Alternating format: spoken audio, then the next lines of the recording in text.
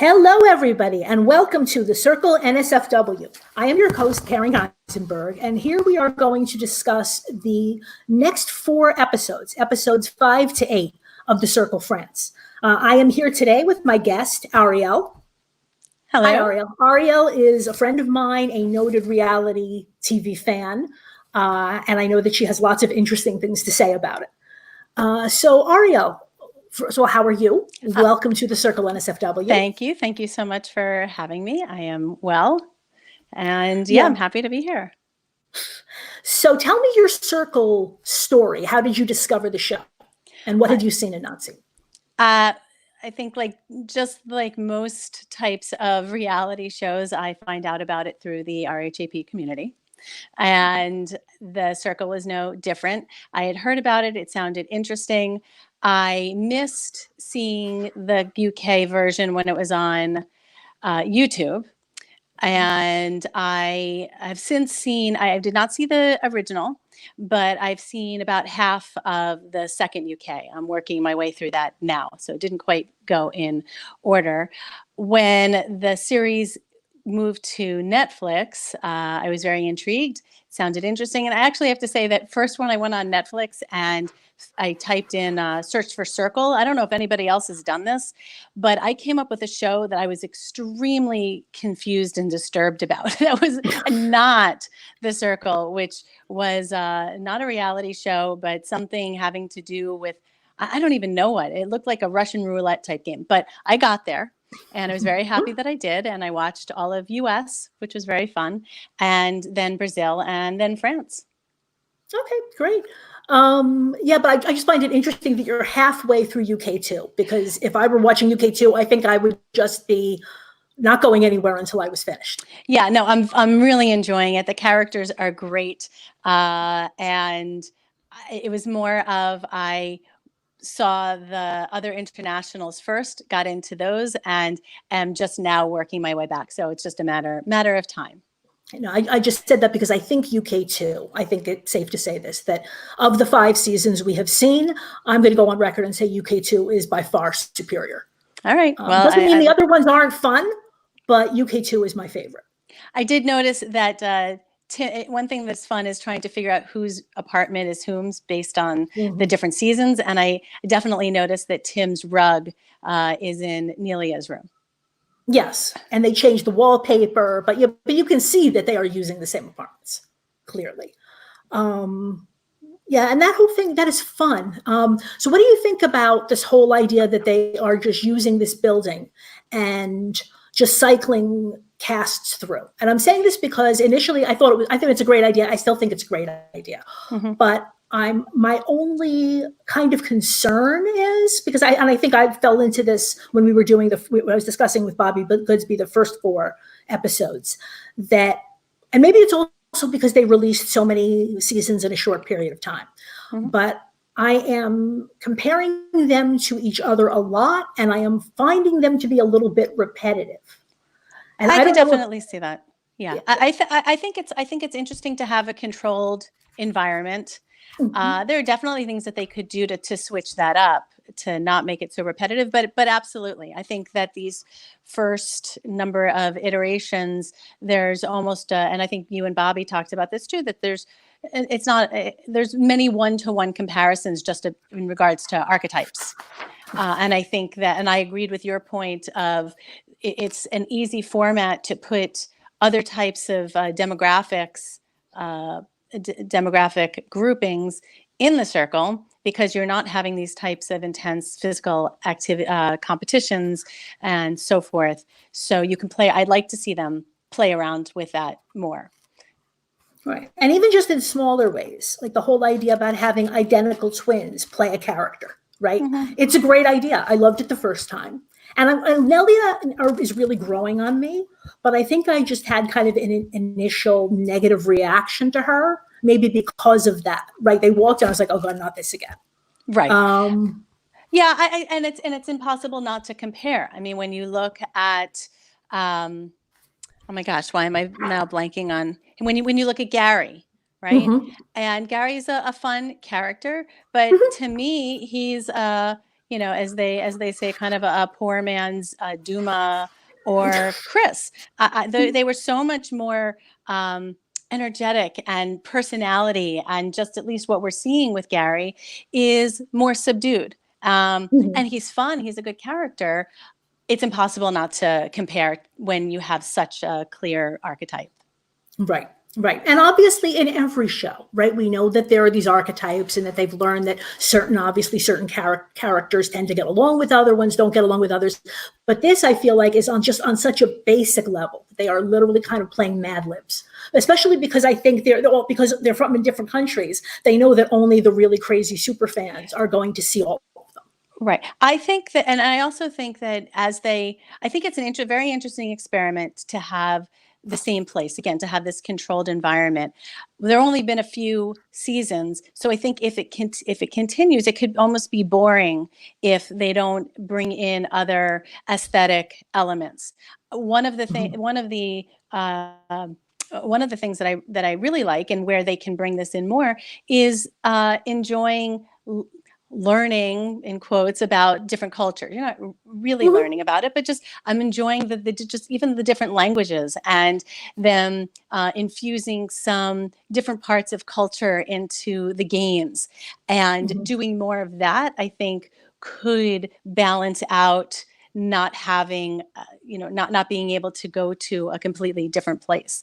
I also noticed in the French version, to this point at least, that they don't seem to be using the areas outside of the actual apartments nearly as much as they seem to in Brazil. We don't see the hot tub so much. We don't see the gym. We were seeing the gym a ton. So it's just those apartments. Right. And I wonder if that might just be, it could have been the weather, although that would explain the rooftop, but not the others. It might also just be, I'm assuming that they do not show us every chat that they have. And it's possible that the ones that they chose to show us largely took place in the apartments. I was just going to say, I actually have a question about that. Do we know what those rules are about chat? Who gets to have a chat? How many do they get in a day? Are they timed? Anything like that? What they can talk about, what they can't talk about? We've heard different things, but it's entirely possible that they are making minor adjustments as they go along, right? As they learn about how to make the show. So there was, Taryn Armstrong from RHAP interviewed Freddie, who was on season 1 of UK, which was the first season ever filmed. And he said they could do 3 chats a day. And I think they were time limited. I don't know what the time limit was. But I remember coming out of it with the feeling that it was like 3 chats a day and around 15, 20 minutes each. And then the most of the time, they're just sitting around staring at the walls. The people from the US, because this podcast has talked to Shuby, Sammy, and Miranda. And they all said that there was no strict limit like that of 3 a day, but it was kind of, you had to actually, when you'd meet with production once a day, and you had to kind of justify the chats that you wanted to have. Okay, you want to talk to this person, what about? Right? And maybe it was just to kind of get people to focus their own energies. I don't know. It's still limited, but it looks like it's not quite as strict. Okay. But they can't chat. They can't chat all day, every day, because I guess that would just leave them with more material than they feel like they could deal with.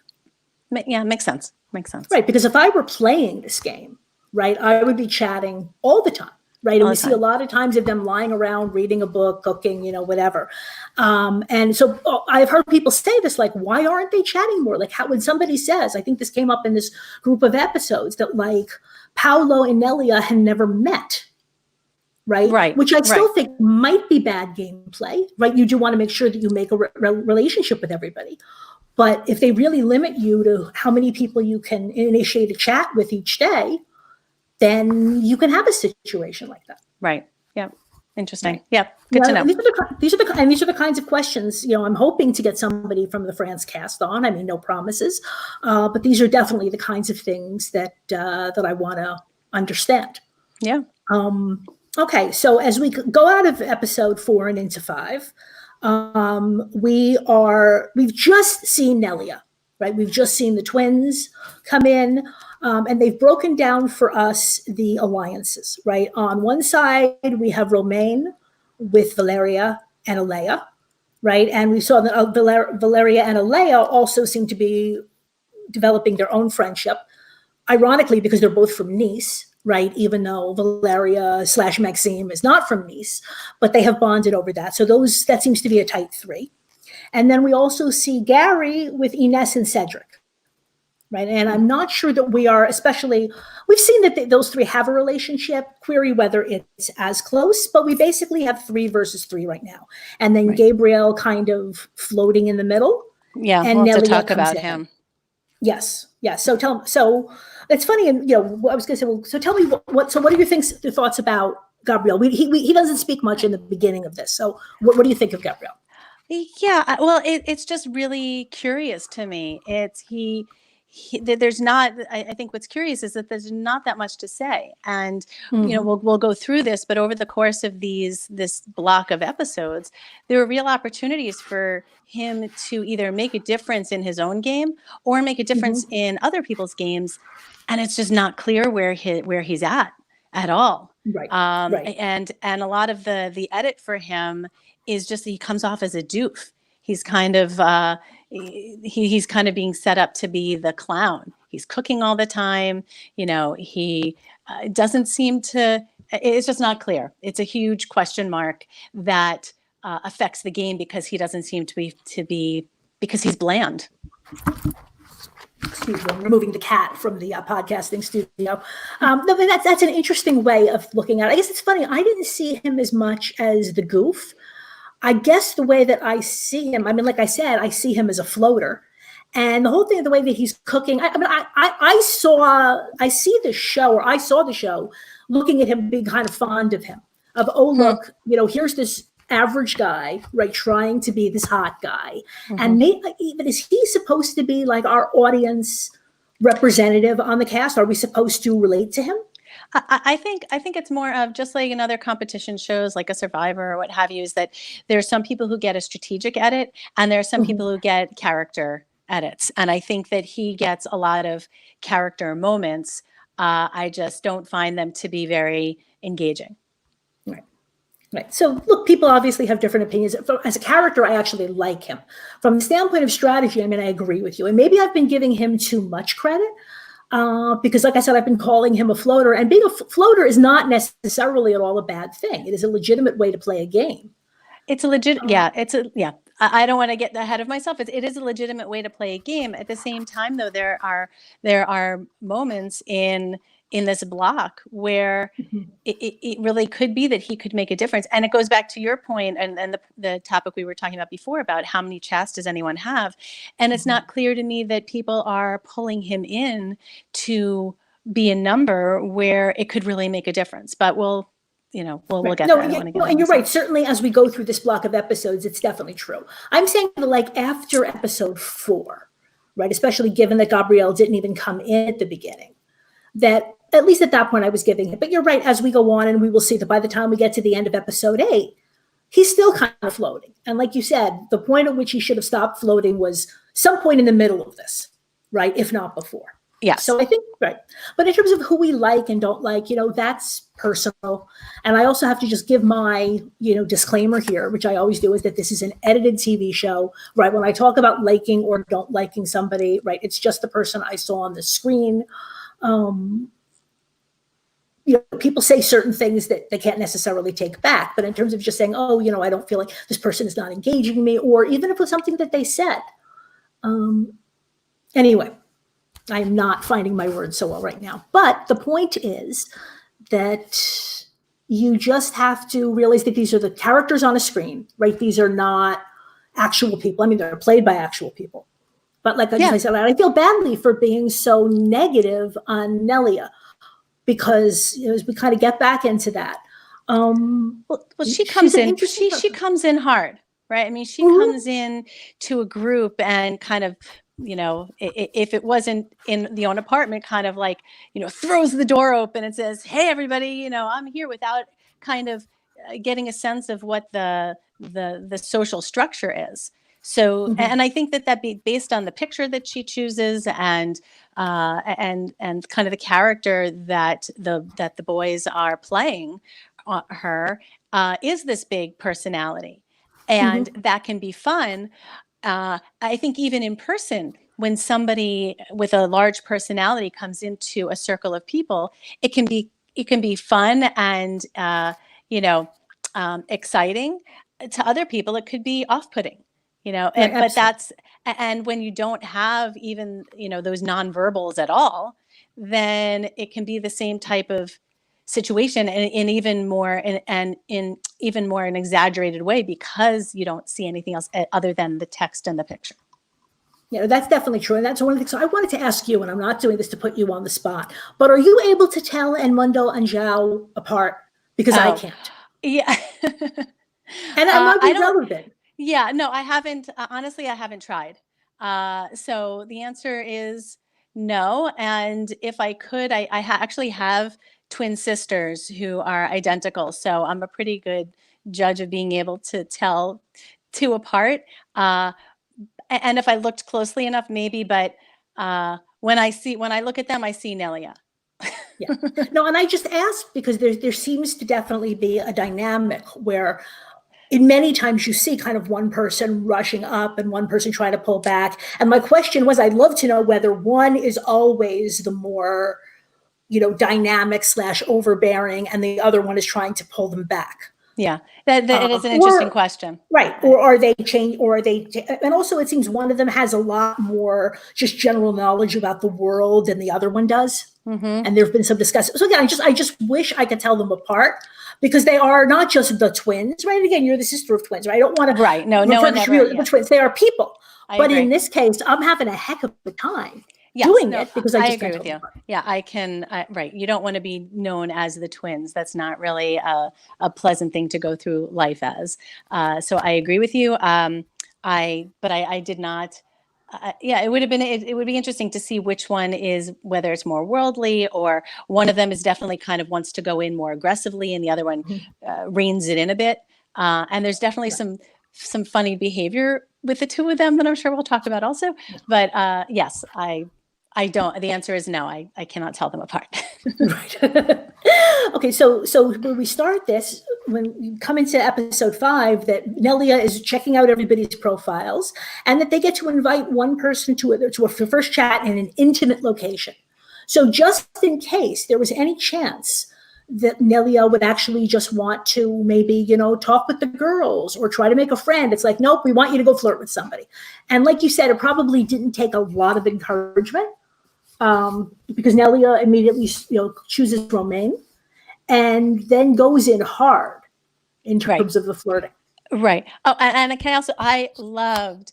I thought it was so funny because in the Brazil version, I think it was different. Like, people got dressed up as if they were going out on a date. These guys are. I mean, Roman is such a joker that he puts a headband on and the shortest shorts and messes up this, because they're not actually seeing each other. It's just and Nelia, as the twins, and I don't, what is it, Joe and what's the other And twin's I think name? it's Edmundo. I want to say Edmundo. Yeah, so Joe and Ed, that they just go in their street clothes, and it's so funny just to see them there. That they're not looking at each other, but like on the stage. Right. It's just a very funny visual. It's a very funny visual. Right.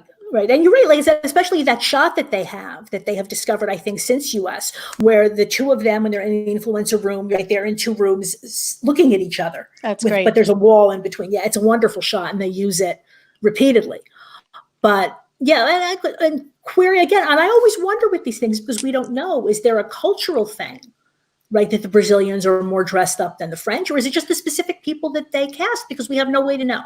Yeah, I don't know. I think that the Romain, talking about people or personalities that you really like, he's a very fun character. Oh, and I think it's just that he's just having fun, and he's a character, and just doing whatever he can do to make himself laugh and have a good time. And I think it's more about that than necessarily culture in that particular case. Probably.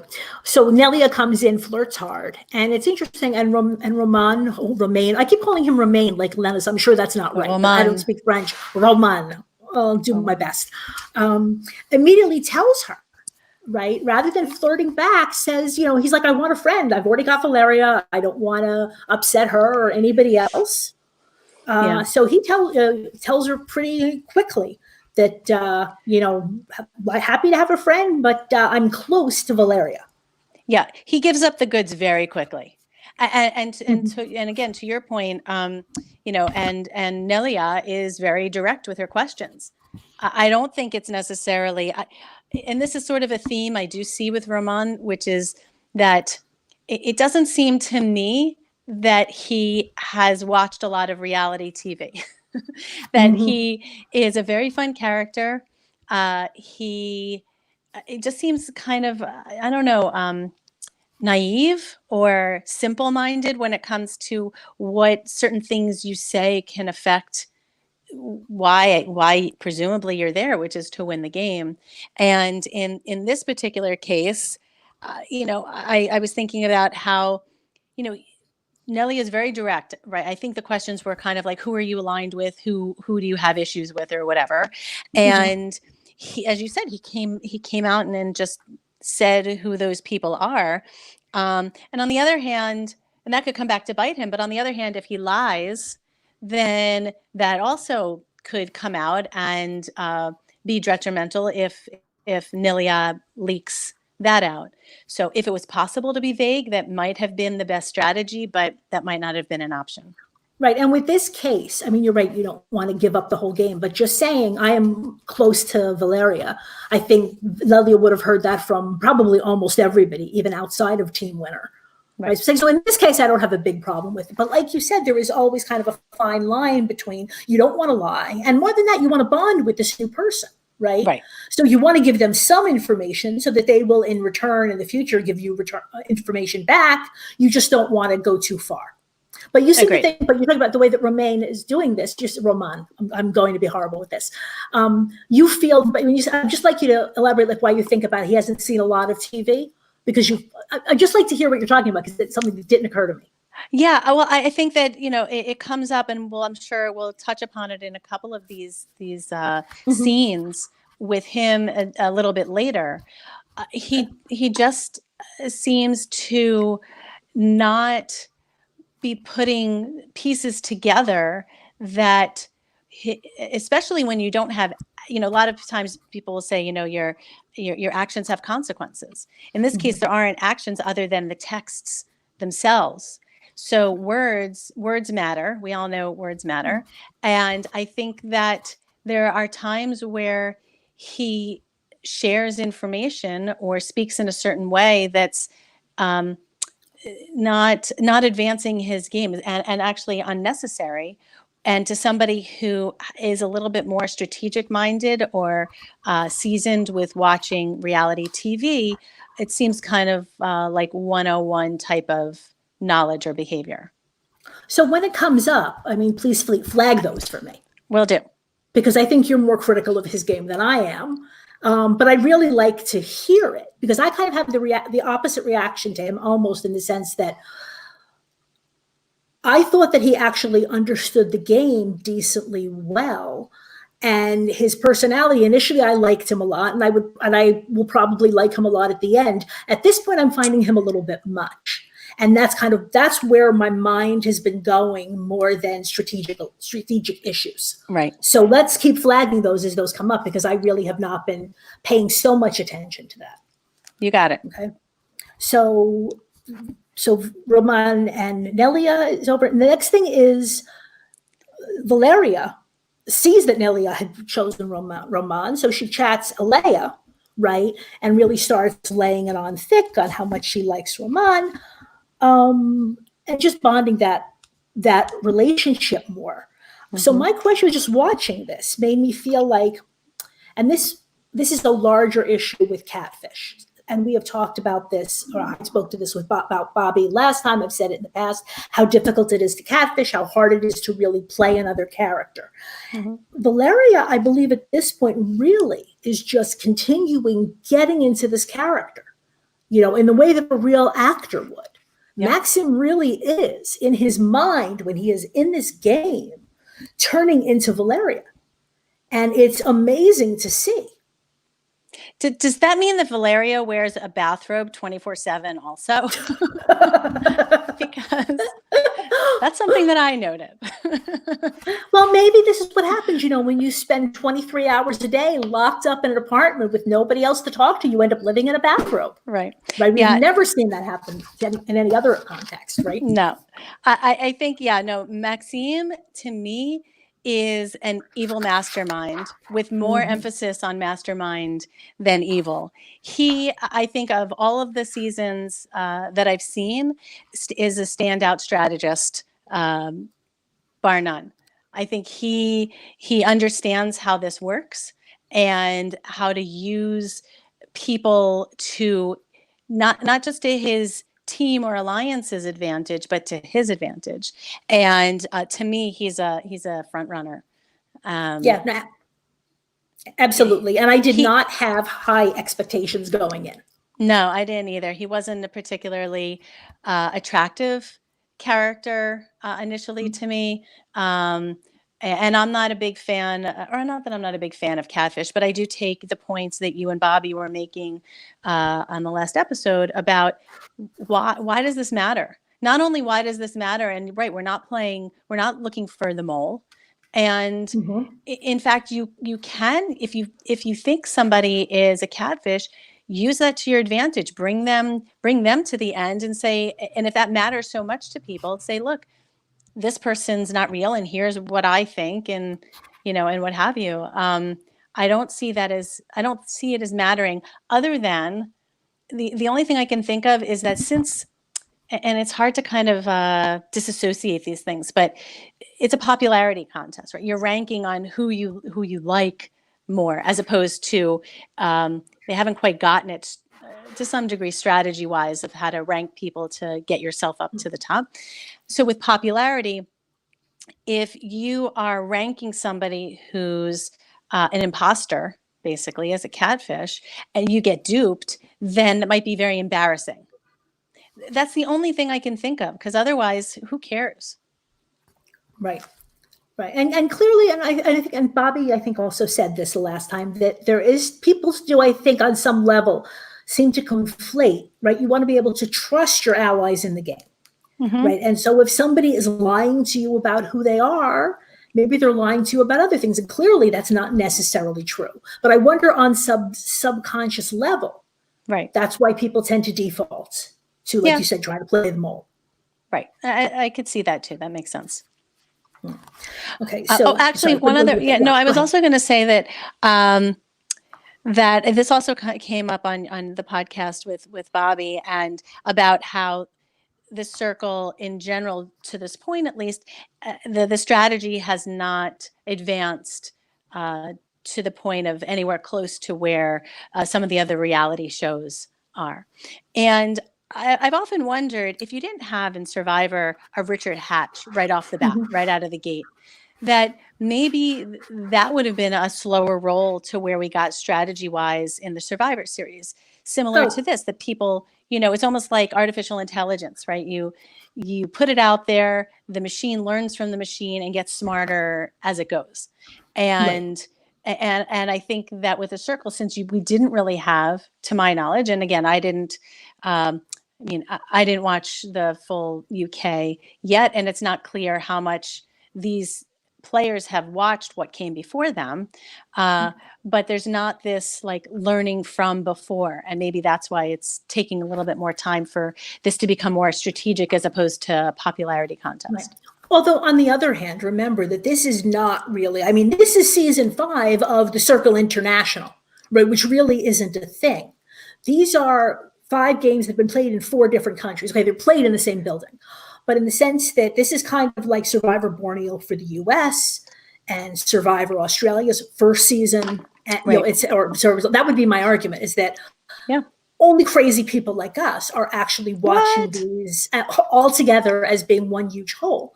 But in terms of your point with Richard Hatch, though, I think you're absolutely right. I've been saying for a long time that if Richard Hatch didn't play Survivor Borneo, I'm not even sure there would be a season 2 of Survivor, right? If we had people voting alphabetically, right, that might have been no one would ever do that. So But but you're absolutely right about that. And the circle has not, and it will be really interesting to see, because I do think there was some development, a little bit, between UK 1 and 2, but the game also changed. And you have not seen UK 1. There's no reason to go into it now. But production, again, is learning and modifying the game. And it really is cool that it's the same production company for all of them, because they can learn from one and adapt it in the other. But the audiences and then also the players are generally only seeing what has been on in their country. Okay. Right. So there wouldn't be a reason for there to be build on because of that point. Right. So it'll be interesting to see again so in the US, it has been renewed for seasons 2 and 3. Oh, that's exciting. And they're casting already season 2 and possibly also 3. So then we'll have to go back and see, how does US 2 build on US 1? Are there any other international versions in the works? Again, when I searched all of this a couple of months ago, I found Brazil and France. And this was even before they popped up on US Netflix. I have not been able to see anything else. And again, right now, obviously, nobody's filming anything. But I would love to know which other countries, if any. Yeah. And I would love to know how they came up with Brazil. Because kind of, UK, US, France, those kind of like what one of these things is not like the other. Right? I think reality TV in Brazil is huge, actually. So that's my answer. That's my answer. I think that Survivor does very well in Brazil, and that could be a reason. Okay, but I would love to see more. I'd like to bring on a cast from Lithuania. I'd love to see it. Why couldn't people just do this in their own homes? Why couldn't we just be texting each other? And play this game? Why? Well, it's funny that you say that, Ariel, because it turns out that there is a season called The Circle Distancing that was played a couple of weekends ago, put together by Jordan Kalish and Naomi Calhoun. Am I saying that right? I was one of the players. We basically all stayed home for a weekend. We were all staying home anyway, and we played the entire game on Twitter. Very fun. Yeah, no spoilers, but that is definitely a thing. And the answer is, it would be interesting to see if nobody is going to be traveling. I don't think anybody's traveling to the UK anytime soon. I don't think anyone's traveling anywhere anytime soon. Right. So it would be really interesting would there be any way in hell that somehow Studio Lambert could do this? Why not experiment? Remotely? Why not? I don't know. I think the only thing, you'd have to somehow cut people off from the internet. I think that would be the hardest thing. Right. True. Right. We're at home, but we definitely have pipelines to the outside world because of that thing called the internet. Right. But I'm not saying it can't be done. And if there has ever been a game that you can do this way, this is it. I agree. Yeah, it would be fun. I think it'd be very fun to see. Even if it wasn't exactly the same, just, I don't know. Right. You could say it's too early for All Stars, but if you're really desperate for making a show, and if you want to capitalize on the fact that you are producing the show across all these countries, why don't you do an All Stars with the best of people from the first 5 seasons? Yeah. They've already signed the contracts and the NDAs and know how to play it, and why not? Right. Like I said, the only thing it would be fascinating language barrier wise, though. And not barrier, but just I don't know. Or they would just translate it into a language that each player would understand. Whatever. It's getting into the mud, but no, that's easy in a sense, because the Circle, as we know, is not really a voice activated app. Right. Okay. Right. The Circle is you say words and a production person types them in, and it shows up on the other person's screen. So if you're already doing that, it wouldn't be hard to translate back and forth between Portuguese and French and English if you had to. Right. Although I do wonder about some of the actual subtitles that I've read. Some of them but anyway, that's with any subtitles that you're going to get. Right. Okay, so where were we? Oh, so back to Romain and Valeria. They talk more. He was faithful to her. She's very happy. I'm starting to really get worried for Romain when this is over. It's funny. Cedric is the one who said, "My biggest fear is falling in love with a woman who happens to being a man." I mean, this is wonderful and funny and weird, and I it'll mean, be he's interesting actually to see where it kissing the goes. screen. I know. Oh no, he is falling for her. Yeah. He is really, it's not just that she's an attractive woman. He is really falling for her. And that's what made me say that. You know, we'll have to stay tuned for the next 4 episodes to see what goes with that. So now they do their status updates, and I'm going to start skipping around in some of these conversations, because if I don't, I was we're just going to going be to here all say, day. yeah, absolutely. I was just Go the ahead. one thing that this was one of these oddities with behavior with the twins, or sorry, with Joe and Ed, where they're smelling the sugar and to try to figure it out if it was salt or sugar, and they didn't want to just taste it, and then they dumped it out on something else and they still didn't. It was just so, and then they do it with dish soap, and then one of them says, oh, I know what this is, I think this is dish soap because of the color of it. Like, have they not been in a kitchen? Like, I don't understand. Right. It was so odd and funny. Yeah, with the sugar and salt, I mean, again, I'm somebody who cooks. You taste it. Yeah. Right. And so even if you don't want to stick your finger in there, like as you pour it out, you taste it. Yeah. Right. And even with this, whatever, you know, it was one of those other things that made me, I would just love to know. I would love to. Yeah. But yeah, for some reason they cannot identify normal household products. That's so funny. No, and like I said, they really have grown on me. And as these 4 episodes continue, they grow on me more and more. Yeah, they are really fun. And we'll get some more kitchen stuff with them later, but let's go on. Yes. Yeah. So now they all do their status updates, and I generally tend to kind of skip over these, but this time it's relevant because Ines makes some random post about, you know, Triple C. And, you know, it's a happy, positive, you know, morning What is Triple post, C, though? I don't know. Oh, okay. I don't know. But the reaction of it is that, you know, Elea says, you know, I can't like it. I don't know what it means. And then she also says, well, I can't like it because I'm doing my hair. Right. She doesn't want to, Elea does not want to like Ines's post, and vice versa. So my question is this, you're right, I don't know what it means. But is there a thing? I mean, because I would just make the argument that you should just like the damn post. Right. I think that, sure. I take that point, and why single yourself out? This has to do with separating the game from emotion. And when I was watching this, I had to actually go back, and it was, you know, and try to figure out what was the issue here. And I think it was twofold. One, I think the biggest part was that when Lou, going back to the last block of episodes, Lou goes to see Cedric, and when later on, once Lou is gone, Ines postures, okay, well, who did he go to see? Who did Lou go to see? It was either Cedric or it was Elea.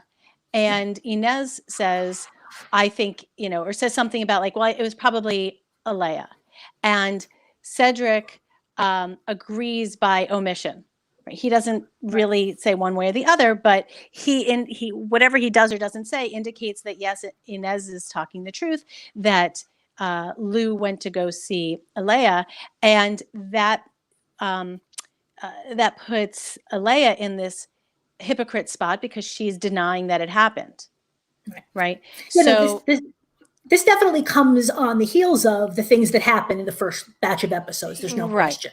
But like you said, maybe it's just an emotional thing. To me, it just seems petty. Like, look, this is not the first sign we've had that Elea and Ines might not love each other. Right. It becomes more pointed here. But my point is that whatever caused it, and we know what caused it, at least, although there seems to even be something beyond that. Again, some people just don't like each other. But, you know, at some point, again, my recommendation would just be just like the damn post. Sure. But they won't. Neither of them will. And they both play that game of I don't need to like your post. Well, have you ever been in a group or in a chat or something where there's some for whatever reason, there's tension with one of the people in the group, and you see it there and you're like, oh, you know, but I'm really, you know, ticked off at this person. But if I don't like it, then it's going to tip off the group that something's wrong. But if I like it, it's just going to bug me internally. No? I see all that. I've but again, never had you're that in a issue. game, right? But you're not in a game for $100,000 or the equivalent. Absolutely. Right? For No $100,000, like the damn Okay, host. fair. I had another question though. Watching this, because this is really the first time that Nalea gets to see everybody else interact, and she can figure out pretty quickly, right, that there seem to be two camps here. So the question is, what should she do strategically? Right? Do you want to try to wiggle down the middle and make friends with everybody? Do you want to kind of jump into one alliance or the other? What do you think? I think it's still new for her. So I think it's a matter of sort of testing the waters, but that's not really her personality. Right. Right. And so it doesn't work out so well overall. But yeah, I think that the strategy is to go in kind of neutral with a positive energy. Right. But like in a case like this where Roman already just basically, I would say now Nalea did really reach out for Roman and not the opposite. But Roman was definitely trying, I would argue, to get Nalea, onto his side. And then the next thing we see is that Cedric sends a chat to Nalea. And they bond on the fact that they both have African ancestry.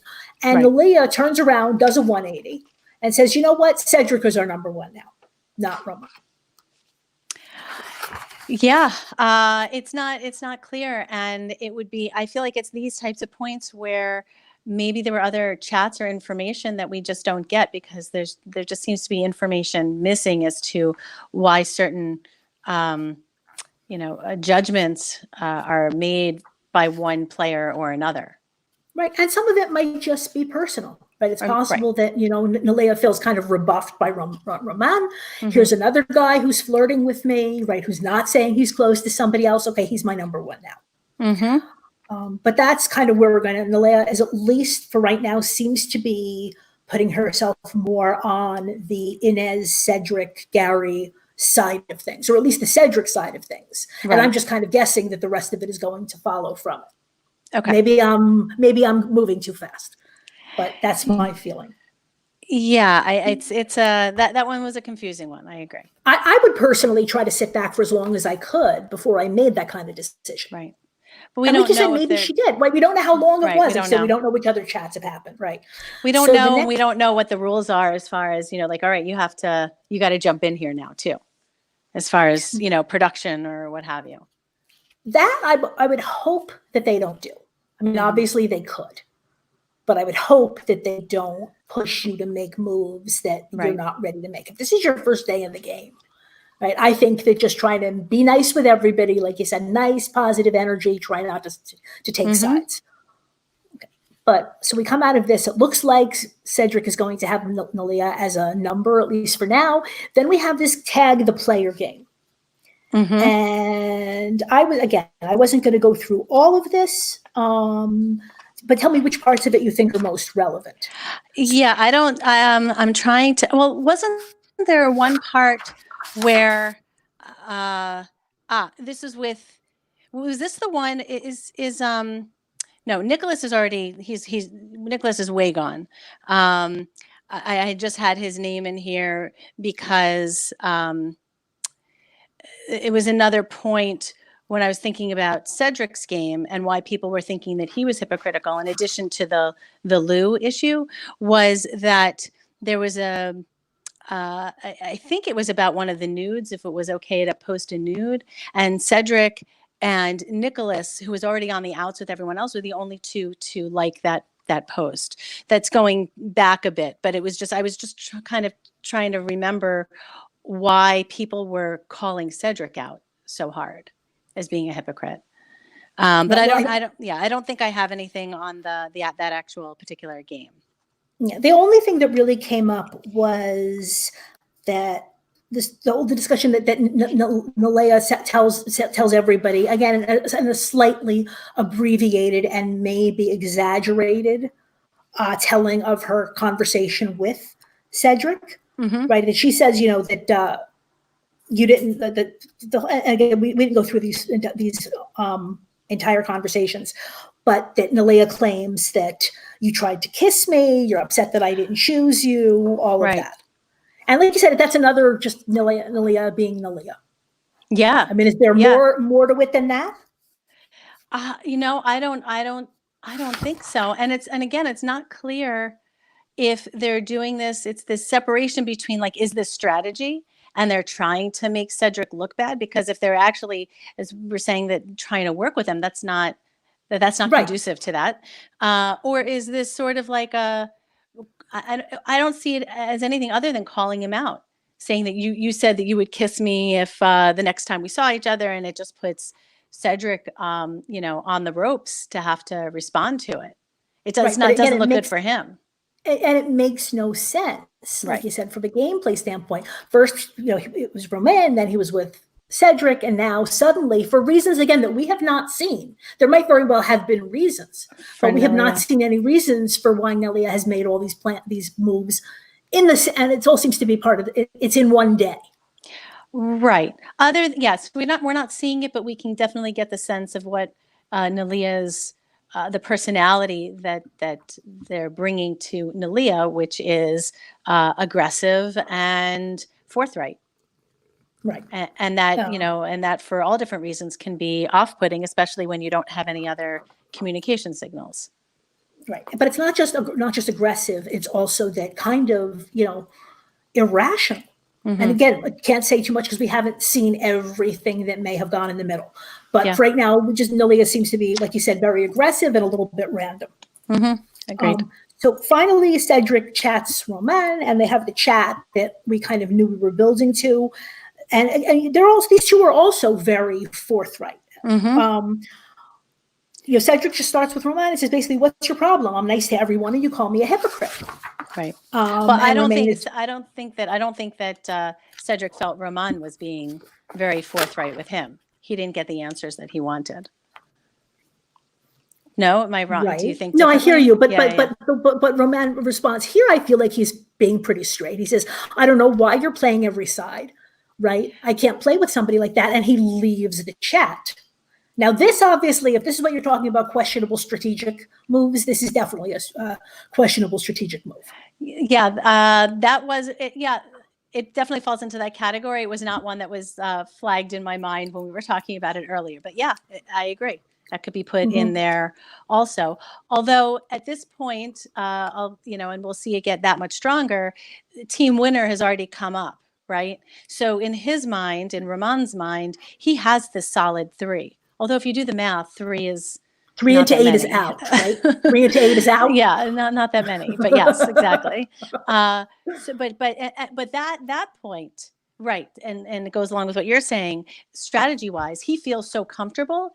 Except strategy wise, he's not putting the let's say the 3 and 3 together, because that's all he has. So why alienate somebody?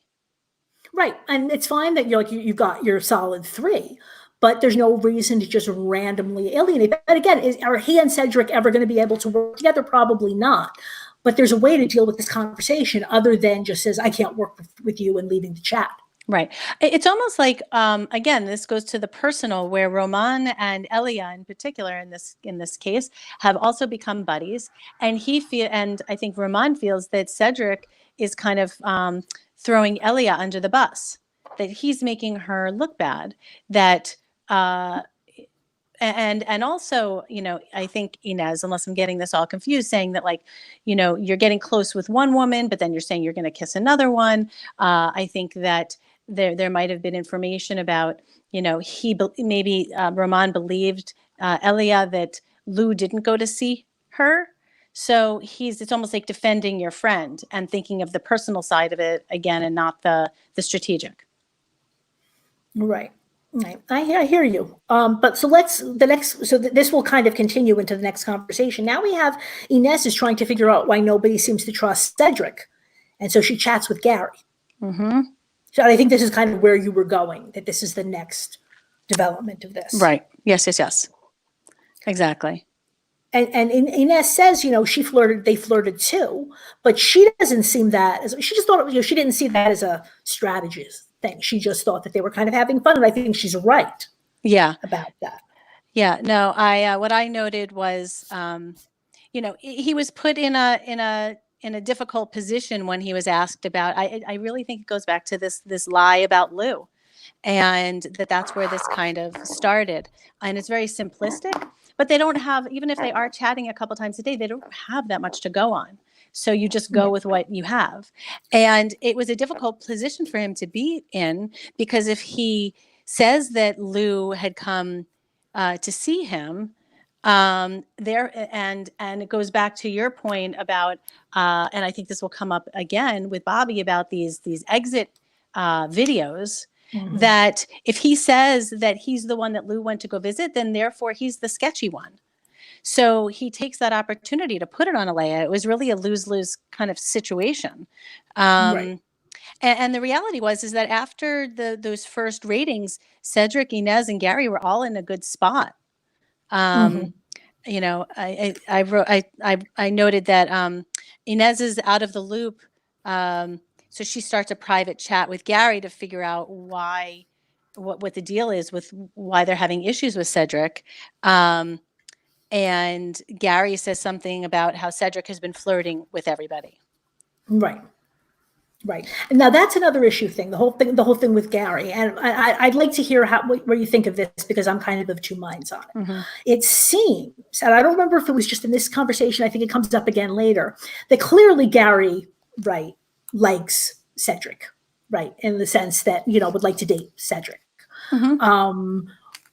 Now the question is, to what extent has been Cedric encouraging this, or even encouraging this to the extent that I would say is possibly, I don't want to say unethical, because I would argue that in a game, anything that's not against the rules is within the rules. But, you know, talking to a gay man and making it sound as if you might be interested in him when you know that you are completely straight is something that, again, I'm not saying I don't want to call it unethical, but certainly it would make Gary very upset when he realized, or if he realized, I'm not sure he ever realized it, what was going on here. Yeah. I mean, I think, again, it comes back to that separation between strategy and emotion.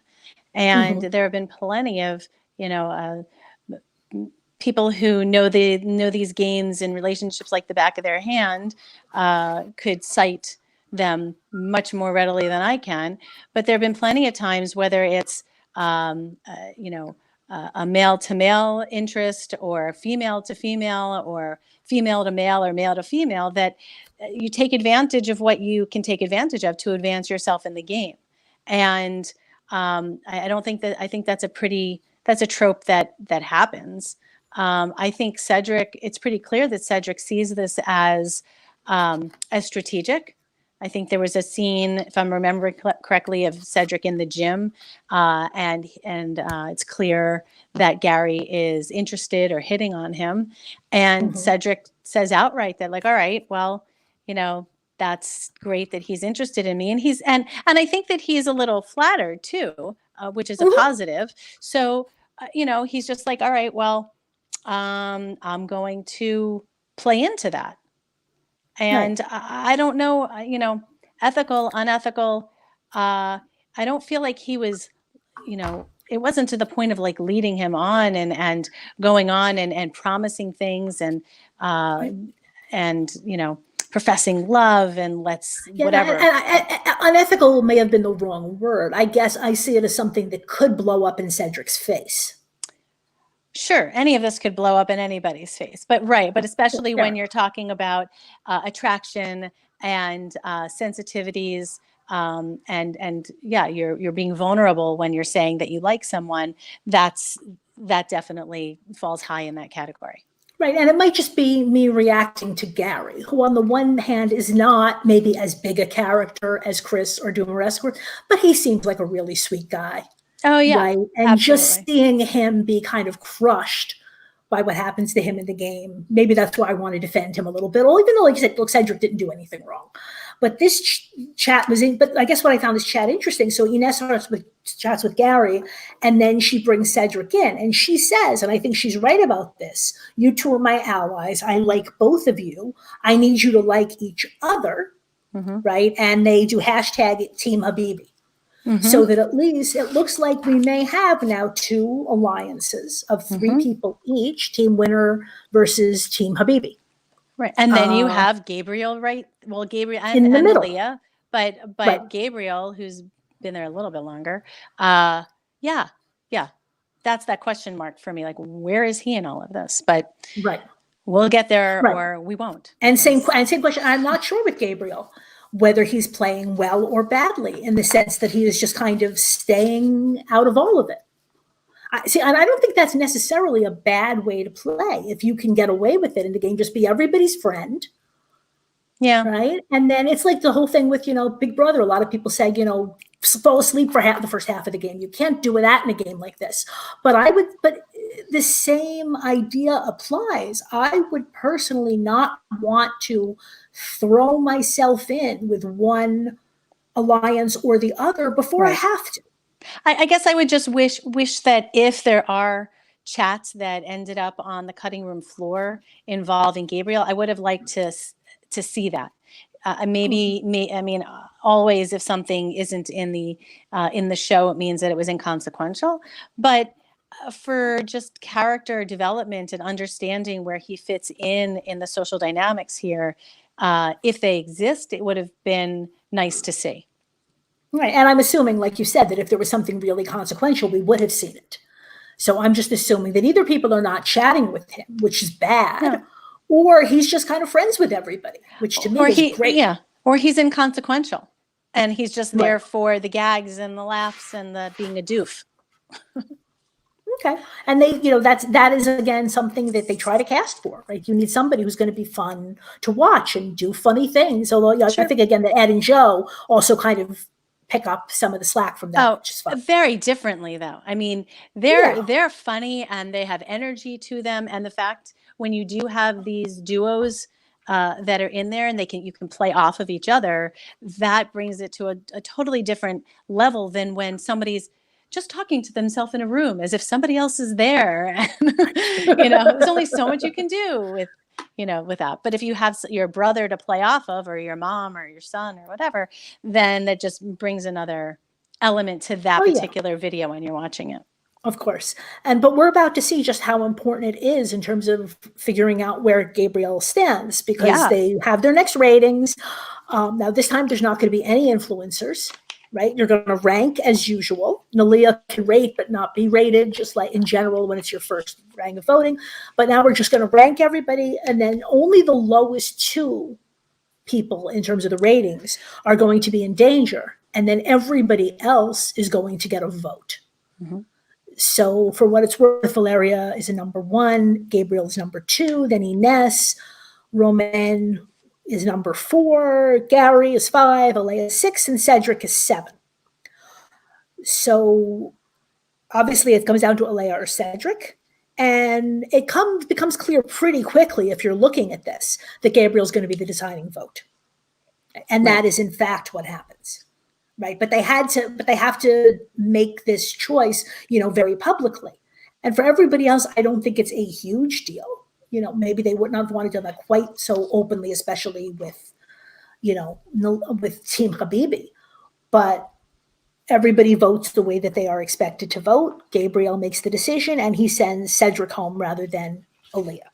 Right, but why? We don't. That's what the missing. Well, that was what I was going to ask you. Why? And was it the right decision? I don't have the answer. Thought you'd have the answer. Well, my answer again, with absolutely no information, and again, maybe I am giving Gabriel the benefit of the doubt, which seems to be something that you are less interested in doing. But if I was looking at Cedric and Alea, I would think that Cedric is going to be more of a problem for my game. Right, that he's the person you want to get rid of now.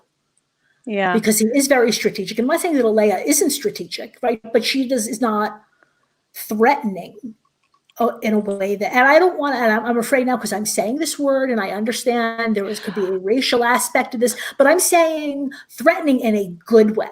Yeah. Right. Well, I think that, I hear you. I think that in the sense of he's come out in a number of ways to show that he's thinking about this as a game and being strategic. Alea's having fun. She's making friends. She's not somebody who's on social media. Not that they know that, but she's not someone who is immersed in technology or social media.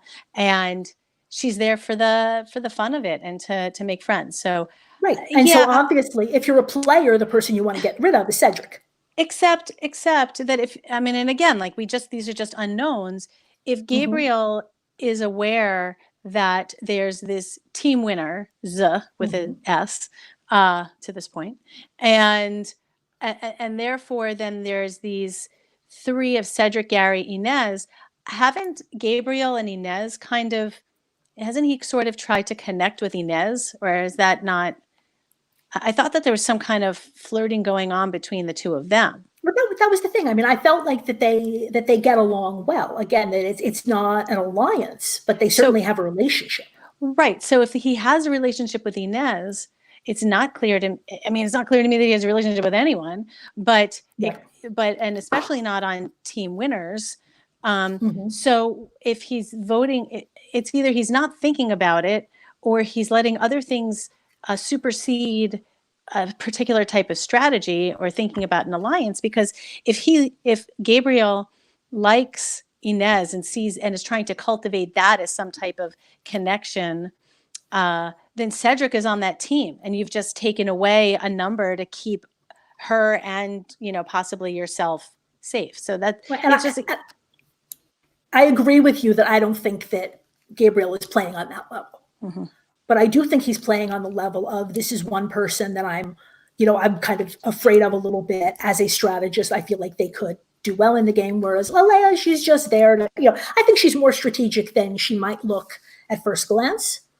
To the extent, again, is to what extent is she doing this deliberately, right? Versus just hanging out with her friends? I don't know. Right. And so we said Cedric was blocked, right? Got to that point. So at this point, I think Inez is a very smart player. She seems like a very smart woman. And at this point in the game, if she can turn this around, if she could get Gabriel and Nalia on board with her and Gary, they've got a lot of numbers there. It's still 3 to everybody else at this point. And again, it's just not clear if Gabriel understands strategy at all. So anyway. Right. So Cedric goes out. That's right. He met Alea as part of the whole revealing of the vote. So I was just asking myself, who did Cedric go to meet? But he already met Alea. He does his goodbye message. He says, I'm very strategic and competitive. And he says, but outside the game, I don't play with people that way, which that's entirely possible, right? People are different in the game. When you come into a game like this, you need to be a little cutthroat. So I'm fine with that. He is the one now. This is when this finally ends, that Cedric finally admits that he is the one who saw Lou, right? And then after that, they all seem to like him, even Romain. So that maybe possibly will be put to rest. Well, Leah, right, is not going to be tarred by this anymore. Well, yeah, absolutely. And I think this to me goes right to the point of what you and Bobby were talking about, how problematic, or depending, I suppose, what your opinion is on it, problematic or effective these videos are. Because by Cedric saying that, he puts doubt, he avenges Alea. He, clears her name. He then puts doubt about Gabriel. It's not really clear who he's talking about playing both sides, but that's my guess. And with that information, it makes it really difficult for Inez to bounce back to lead an assault against team winners. That all that information is out there. Had he not said anything, doubts would still be out there. People would still be forming their own opinions about players, but he's kind of drawn the line, said, hey, this is what happened. I think it makes, I really think that Inez is in a good position, was in a good position, but this makes it a whole lot more difficult for her. I mean, that's true. I guess I don't think that's why he did it. Right. If anything, I don't either. I think he was feeling guilty for Alea being blamed, if you will, for what he did. And so maybe he just wanted to clean things up. He didn't want to leave that, but it definitely changes the game. Yeah, a lot, I think. Right. No, I don't think any of these, once they're blocked, I don't think that they're thinking about these videos as anything other than I'm out of the game. They don't have any skin in the game anymore. Mhm. So here's my message. It doesn't matter what I say because it's not going to affect me because I'm out of the game. And not having 2 steps forward thought that the people who you were aligned with or want to see do well, that what you're saying could really affect what happens next. I don't think they're just not thinking that way.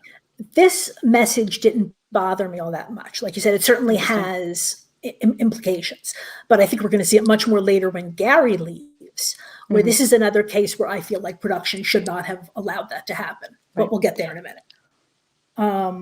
So Inez chats with Alea, the whole mea culpa chat, they get along. Valeria and Romain flirt with each other again. We have another team. They need to figure out whether they're team winner or the magic 3. Right? Valeria's calling them the magic 3, whatever, but these 3. And they continue to, cement their relationships. Then we get to meet Paolo. Tell me about, so let's go with Paolo is 21. He's a philosophy student. He says he wants to be a chameleon made of modeling clay. I'm going to be whatever you want me to be, which if you have the skill to pull that off, it's a good idea. He picks, what do you think? Just tell me, I'm looking at the pictures he put up, both of which are fine. And then he puts this quote up from Little Clown, and again, this is a translation. So that could be the problem. But he says, from little clown to rascal to dreamer. Every day is a chance to discover new treasures. What do you know what he's talking about? And what do you think of Paolo? I think he's a great character. I think, and maybe this is my own, stereotypical, thoughts about this and fair or not fair, but, you think of like a French cafe and young people out on a summer day sipping their coffee and having their baguette and talking about arts and poetry. And it just rolls off the tongue because French is such a beautiful language. And that is Paolo. I don't know if it was necessarily anything beyond that, other than he coming into this right out of the gate seems much more strategically focused or strategic headed than many of the others who are already in the game. Whether that will help him or not remains to be seen, but but he's coming at this thinking kind of tactically. Yeah. No, I saw that. And that's a good thing because he is obviously, this is a very difficult situation to be in, I feel, in terms of coming in that late into the game. And we're going to see, another character that's going to be coming even later. But what do you think about that? If you're coming into this game in the middle or beyond the middle even, is there any change that you should make to the strategy versus what you would do if you just came into a fresh game with 8 people? And I don't really have the answer to that. I'm just interested to hear what you have to say. Yeah, I think when you come in initially, then and there's a group chat, then you can kind of form some type of opinions just based on the dynamic of whatever's happening in that initial chat, even if it's pretty small before you have to rate or whatever. So you're in a chat, you're gleaning as much information as you can, and then you make your choices and decisions of where you're going to land or who you think you could best work with or what have you. When you're coming in sometime after the beginnings, the middle or what have you, I think you say yes to everything, right? Someone comes to you with something, yes, absolutely. Right. That part of it seems pretty clear cut. And then if you're given the opportunity to be a voyeur of other chats, or at least watch other chats happen before you need to chime in, then do your best to fact find and figure out codes and clues based on what it is that you're seeing with that information, because that's all you really have to go on at this point. But you just gave me an idea that I hadn't really thought of, that, when they come in, they have different ways of introducing the new person to the rest of the cast. And you said something that, again, had not really occurred to me, that you're probably, well, are you better off? Let me throw this open. Sometimes you just get to kind of spy on everybody chatting, it seems. And sometimes you get to talk to one person one-on-one. And I can see advantages and disadvantages of both. And I would have said that, initially I would have said, yes, you always want to have somebody, one-on-one because they're more likely to be honest. That was just, that's not right. Let me rephrase this. If you're talking to somebody one-on-one, I guess, again, like you're hoping that at least, I should say, that you might get some actual information, at least from this person's, and you're always filtered through one person's perspective. Mm-hmm. Whereas if you are just given the opportunity to watch a chat, on the one hand, you're kind of given nothing. But on the other hand, like I said, you can sit back and try to figure out for yourself. So either you get the opinion of somebody who's already in the game of what you think of these people and who you should be afraid of, versus being able to make that determination for yourself. Which one is better? I think one of the downsides, and if it just is the function of the game that you're being told you're going to meet with this person and that's your first interaction, you don't have control over it. I do think, though, that one of the downsides of those one-to-one meetings is that it can create a paranoia with the other players because they don't know what's being said and they don't know what's being shared. With even looking back at Roman and Nalia, it was smart of Roman to come back and immediately talk with Valeria and say, hey, this is what happened. This is what she wanted to know. I'm with you. And just reassuring her already solid alliance. Right. But if you don't handle it well, then it can cause question marks or paranoia as to, well, what did go on there? If everyone's in one room, everybody sees what's going on, and you don't necessarily get so much positive, but you might not have as much negative depending on how you choose to respond. Right. But that's more, I'm saying that is more of the reaction of the existing players in the game. I'm saying you're a new player. Mm-hmm. You're coming. They give you the option. Obviously, in the game, you don't get the option. But do you want to have a one-on-one in private with one person where at least there's probably, and at the times we've seen this, there is at least a certain amount of truthful information that does get shared, because you don't want to just lie to this person because you're going to need them in the game. Or you don't get that, but you get to be a fly on the wall and watch everybody. And I don't have a clear answer for this, but I'm saying, but they're very different ways of coming into the game. And is it advantaging or disadvantaging the different people who are coming in just based on that choice that's made by production? Yeah. Oh, well, it definitely makes a difference. And I think it definitely makes a difference who that one-on-one is going to be. And you don't, and the reality is that you don't know what the intentions are, because yes, probably the pre-existing person wants to get the new person on their side, but they might be doing it in such a way to use them to dispose of them. Right. To kind of set them up for a fall without, and then you're kind of going on false information that you're getting from just this one person, as opposed to being able to make your own determinations. I don't know. There's pros and cons any which way you slice it with pretty much everything in life. This is an issue that literally just occurred to me halfway through the 5th season of this, mm-hmm. that these are two different ways. Well, there's 3 different ways. You can come into the game at the beginning. Mm-hmm. Right? Or you can come in later. And there's different versions of later. There's huge difference between being introduced in episode 3 versus in episode 8, right? But also about what the actual setup is, like you said, of that. I thought of them as just they're trying to vary things, which they are. And they might not have realized, I didn't realize, but this is actually a really, really consequential decision that you have to make going in, or that they have to make. I think it's a huge, well, with anything, right? I mean, you go to sleepaway camp and mm-hmm. you're there first session and you become friends with everybody in the bunk. And then second session comes, some people leave, some people come, and integrating into that pre-existing group is really hard. It's not impossible. And you could find people in the bunk who really were sort of on not in the in group and get in with them. But it's the same type of thing. I think that there's a huge advantage. I mean, it goes without saying to be in there first. That was my next question. Is there any, and I haven't come up with one, but I'd love to hear from others. Is there any advantage of coming in later?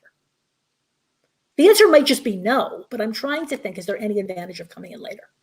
Only if I think only if there's so many cracks and challenges that those initial people have had that you can come in and quickly try to figure out how to take advantage of it. Right, but I would make Otherwise, the argument that there's always going to be cracks, and there's always going to be ways of taking advantage of it. yeah. I don't know the answer, but I No. do know that, clearly being in there being the first ones in, it Oh, is far exceeds anything else. Right. The easy answer is you always want to go in first. I'm just trying to kind of tease out, is there any argument? And other than, so then the other question is, okay, you don't make this decision, right? Production throws you in. Right. And I think maybe we already discussed this. Like, do you play it any differently than you would play it if you went into a new game? And I think we're saying the same thing over and over again. So let's move on. So Paolo. So now they're going to introduce themselves to Paolo, and they're going to make this card or sign this card.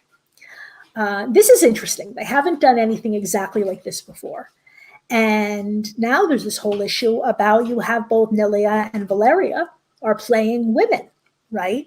And they have to be able to write and have it pass muster. I just found that interesting. Not something that would have even occurred to me if you're trying to play the other gender. They both do it decently well at it, right?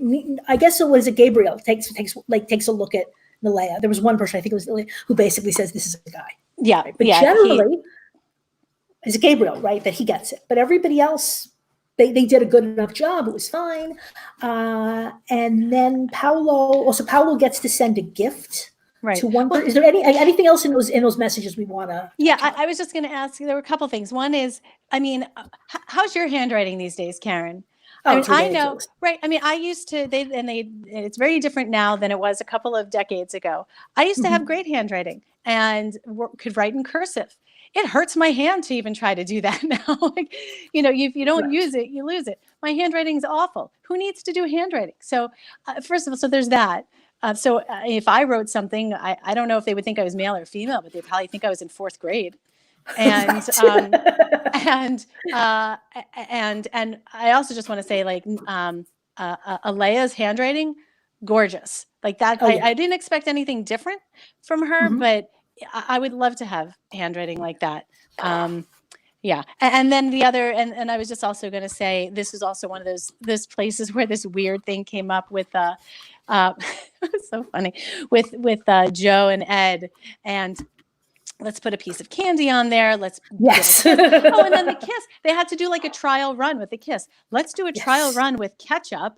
But then they take the marker, which is probably not non-toxic, and put it all over their lips. It's so funny. Just such a great character moment. It was really great. You're trying to win $100,000, right? They probably would not. They probably wouldn't be able to put a marker on the market if it was really going to poison you, right? So I saw that also. It was very funny. It was very funny. And you're right with the two of them. Maybe there's just more chances for comedy because there are two of them, and they play off each other so well, right? Which makes sense because they're brothers, they're twins. Yep. But they're very, very funny. So after all that, then Paolo goes back and forth about, he was going to send, it was interesting. He was very, very close to sending something to Inez, right? Am I getting this right? It was one of the women. I think so. So. Yeah, I think it was Inez. And then he flips it and says, no, I'm going to go with Roman. And he sends him a big box of chocolate, which seems to make Roman very happy. And Roman, does a chat with Paolo. And, really comes in hard to try to get Paolo on their side. And maybe he finally woke up and realized that 3 into 8 is out, right? That you need at least 4 people if you want to control this game. And he's talking about, we're all about sincerity and everything. And Paolo sees right through him. Right. And he's young. Paolo was 21. And I was impressed that he was giving Roman absolutely no room to snow him. Right. I think, so you're saying that Paolo gives, and now we're calling him Roro, right? We're giving him the nickname Roro. Well, it's better than me massacring his name, so let's call him Roro. Right. But prior to this, at least in the way that I wrote this out, isn't this when that Roman writes actually in one of his texts, #team winners? Right? Doesn't he send that to everybody? I think he wrote that on the card. Oh, on the card. Right. I think so. Okay. I could be so wrong. it hasn't but come I up with think- everyone yet, but yes. Okay. So we'll get there. Well, but it's about to, because if he puts it on the card, I think that might be the point at which, and I think, I don't know if there's anybody in the game who didn't understand the relationship between those three, but he makes it very obvious. Right. I think that's what it was, is that he wrote hashtag team winners or whatever it was on the card. And then there's a picture taken of the card, and then everybody Right. sees what was written. That's what it was. Right, right. So he actually, but I think it might have actually, was that the first time that everybody else saw? I thought there might have been something in the first batch of episodes. If there was, I it just, wasn't caught in the same way. I just remember by thinking everybody. that they were sloppy, that those Mhm. three were not good at all at trying to keep that alliance secret. Well, quiet. I don't think that it was all. I think that this is one of my flags with Ramon. Okay. That there was no reason for him to write that in there, other than to Right. say like, "Hey, we're the popular ones." It was Right. unnecessary. So Right. it's just calling attention to an alliance that should be a secret alliance. And I think, and we'll get to it, but I think Valeria gets a little bit, she's not happy about that. Yeah. Yeah. No, I'm not saying that and you are definitely right. I agree with you that Valeria seems to be a much better player than Roro is, right? And she's also somewhat quieter, and maybe those two things have something in common. Yeah. Because Roro, he's so ebullient and fun, and right, the personality that he portrays on the circle, I think is probably very close to him. And he really is. Yeah. He's this fun, loud, happy guy. But that kind of personality, obviously you can be that person and still be very careful. Right. But it's harder, right? The more you open your mouth, the more likely you are to get caught. Right. It's a combination of the exuberance and naivete. Right. That's the way I look at it. Yeah, you're right. And Valeria has neither of those things. And even Alea, I mean, she's not exuberant. I mean, she's friendly, but not in the same way. No, not in the same way. But I think that naivete might be there a bit too, at least in regards to thinking about this in a strategic way. Yeah, and they're all around the same age, right? Everybody in Team Winner is like late 20s. I think so. So it's not an age thing. Like you said, it might be exposure to reality TV. It might just be, a certain kind of intelligence. Yeah. Right? But they're playing this very, very differently. Mm-hmm. Okay. So that chat went nowhere. So Paolo is still kind of looking for a home. They have this pajama party. Wait, I just want to. I'm sorry, go back. No. So we're. I think this is back. This is like the beginning of episode 7, at least what I have on here, and that Gabriel starts a chat, right? But he's completely lost his voice. Like, what the hell is he doing in that room that he has lost his voice? I don't understand. And and the text even said. He said, it wasn't a text. His quote was, "My throat hurts and I did a deep voice. I'm stupid." What is that? I think that might have just been that I think he was just doing the deep voice, like I said, for himself, and was like, "Oh, that hurts because I have a sore throat." And that, okay. That's so how maybe it. he's sick, but I mean, I assume he's just sick, and he's making these voices just to amuse himself, because again, he is locked up in this apartment by himself. Right. Yeah. So he's amusing himself, and also, hopefully amusing us if any of it makes the show. Mm-hmm. Right. Right. Because he's not even the yeller. Who yells? I mean, that's the one thing. This season does not really. I mean, the closest thing we have to a screamer is Roman, but they did not really. Right, but no, they've always had a too. I mean, not no, like some of the other people who have been real screamers. But okay. So they have this pajama party, and then they're talking about Team Winner, right, that Roman is just putting it out open, and Gary says, "Hey, can I join?" And it's a whole thing about, like you said, like, if you are part of the popular clique and you invite people who aren't part of the popular clique, then you're at least supposed to not rub it in their faces. Yeah, right. Absolutely. Yeah, so that I do think was a bad move. Right. And Valeria's not happy. Yeah. And is very concerned. Like Maxime wants Roman to tone it down. Yeah. And he's right. And also, and Nelia also says, his hashtag include us. And, Nelia really was tired of hearing about Team Winner, so she leaves. Mm-hmm. And then, but yeah, sorry, go ahead. Yeah, no, well, right. But it's at this point that all the people who are clearly not on Team Winners, why don't Mhm. they see this as an opportunity, like right here, to band Mhm. together? They've got more than enough numbers, and that's what's they're not putting those pieces together. Right. And we start to see a little bit more of that later, but it takes them a while to realize that. And we've seen this on so many other shows, right? That you always see that often there is a group on one side and then just kind of a bunch of individual pawns on the other. And if they could just all get together and overthrow Right. the power structure, but it doesn't happen that often. I mean, it's Yeah. definitely something you should be trying, and they do kind of get to that point by So I the guess end of it. easier said than done. Right, but you do have to, like I said, they do have to realize it, and I do think that it's you need somebody like Inez, Yeah. and also Inez has to be also a little bit more on the ropes. I think maybe Inez was just not ready. I think to do that. Gary is just very open again, and this is in a public chat. Right. Says, "Can I be on Team Winner?" Which Right. again, if you're Gary, I understand the impetus, but then what does Inez think when she sees Gary say that? Right. And maybe Yeah. she just kind of didn't think much of it, because what she doesn't know is what happens later, which is Team Winner meets and they decide, okay, we'll invite Gary, because he figured out, again, having a fourth person, not a bad idea. And Paolo Mhm. definitely is not interested. But he also says, so we'll invite him, but we don't have to trust him quite yet. And if we realize we can't trust him, we can always just cut him.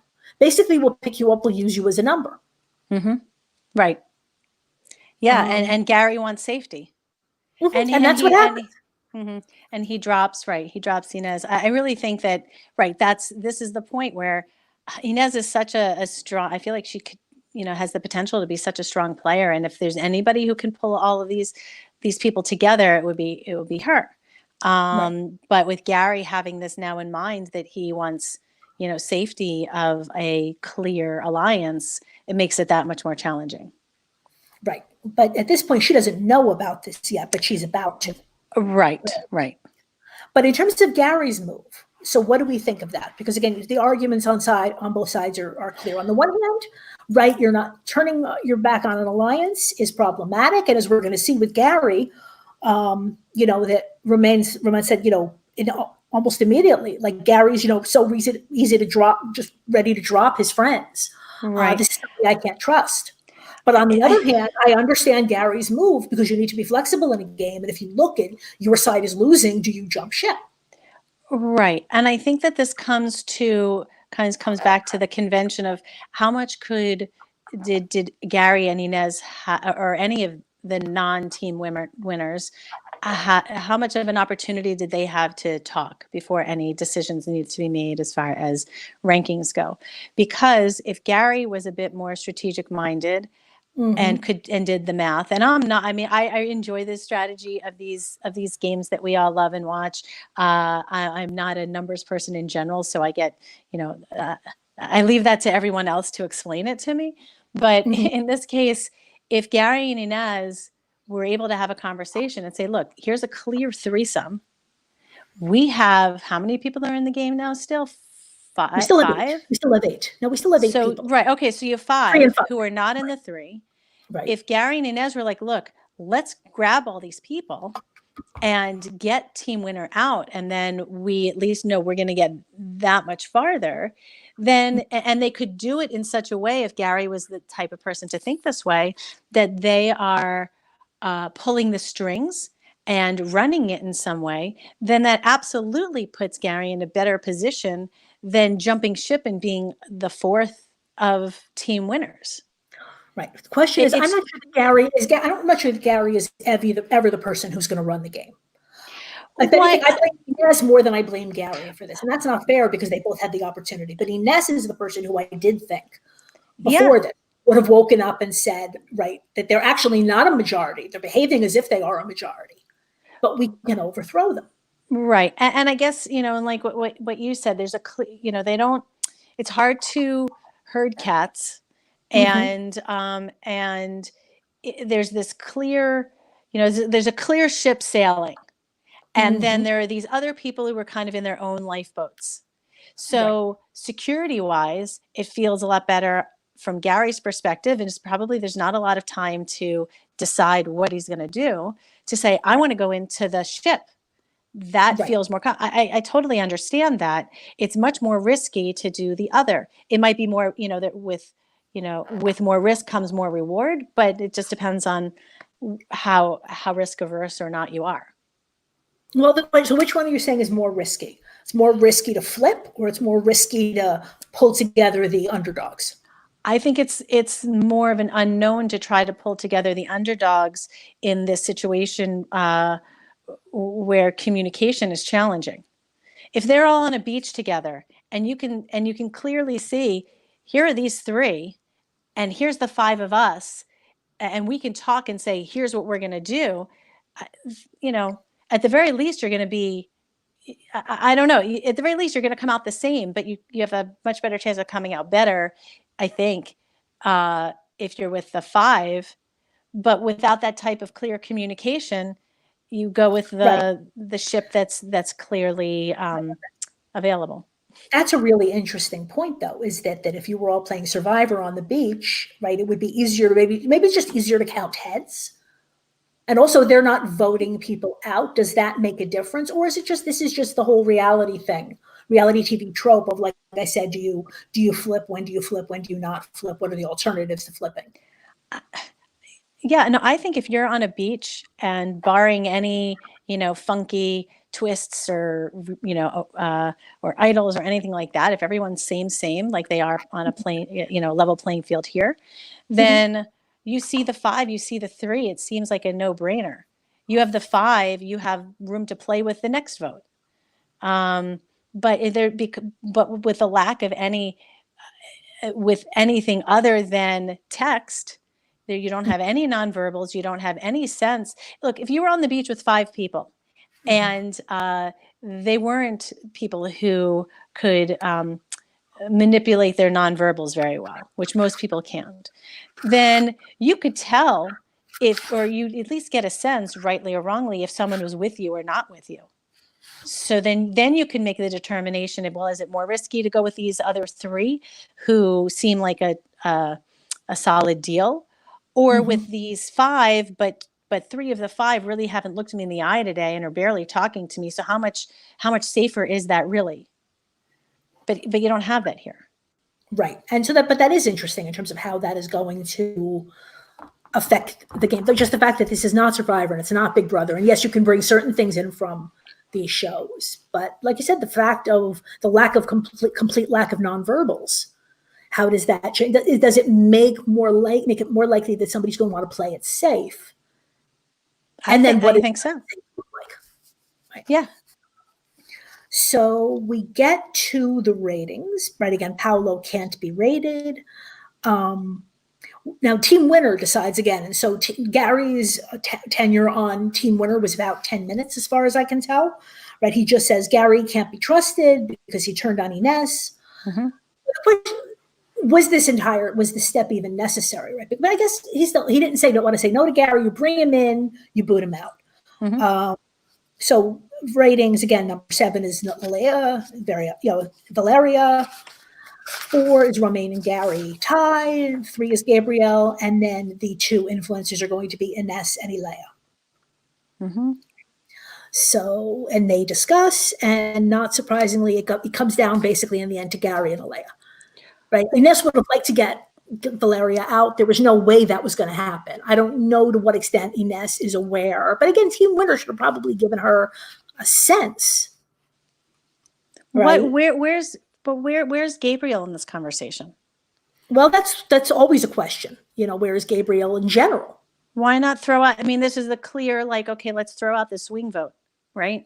If you can't, you have 3. They have. Were they not allowed to vote for Anelia, or was Anelia on the table this time? No, I think it's a regular influencer situation. Then Ines and Elea send home whoever they want. So if Alea's holding firm on Valeria and Roman, and Ines wants to hold firm with hers, then why not Gabriel or Nalia? We didn't hear anything about that.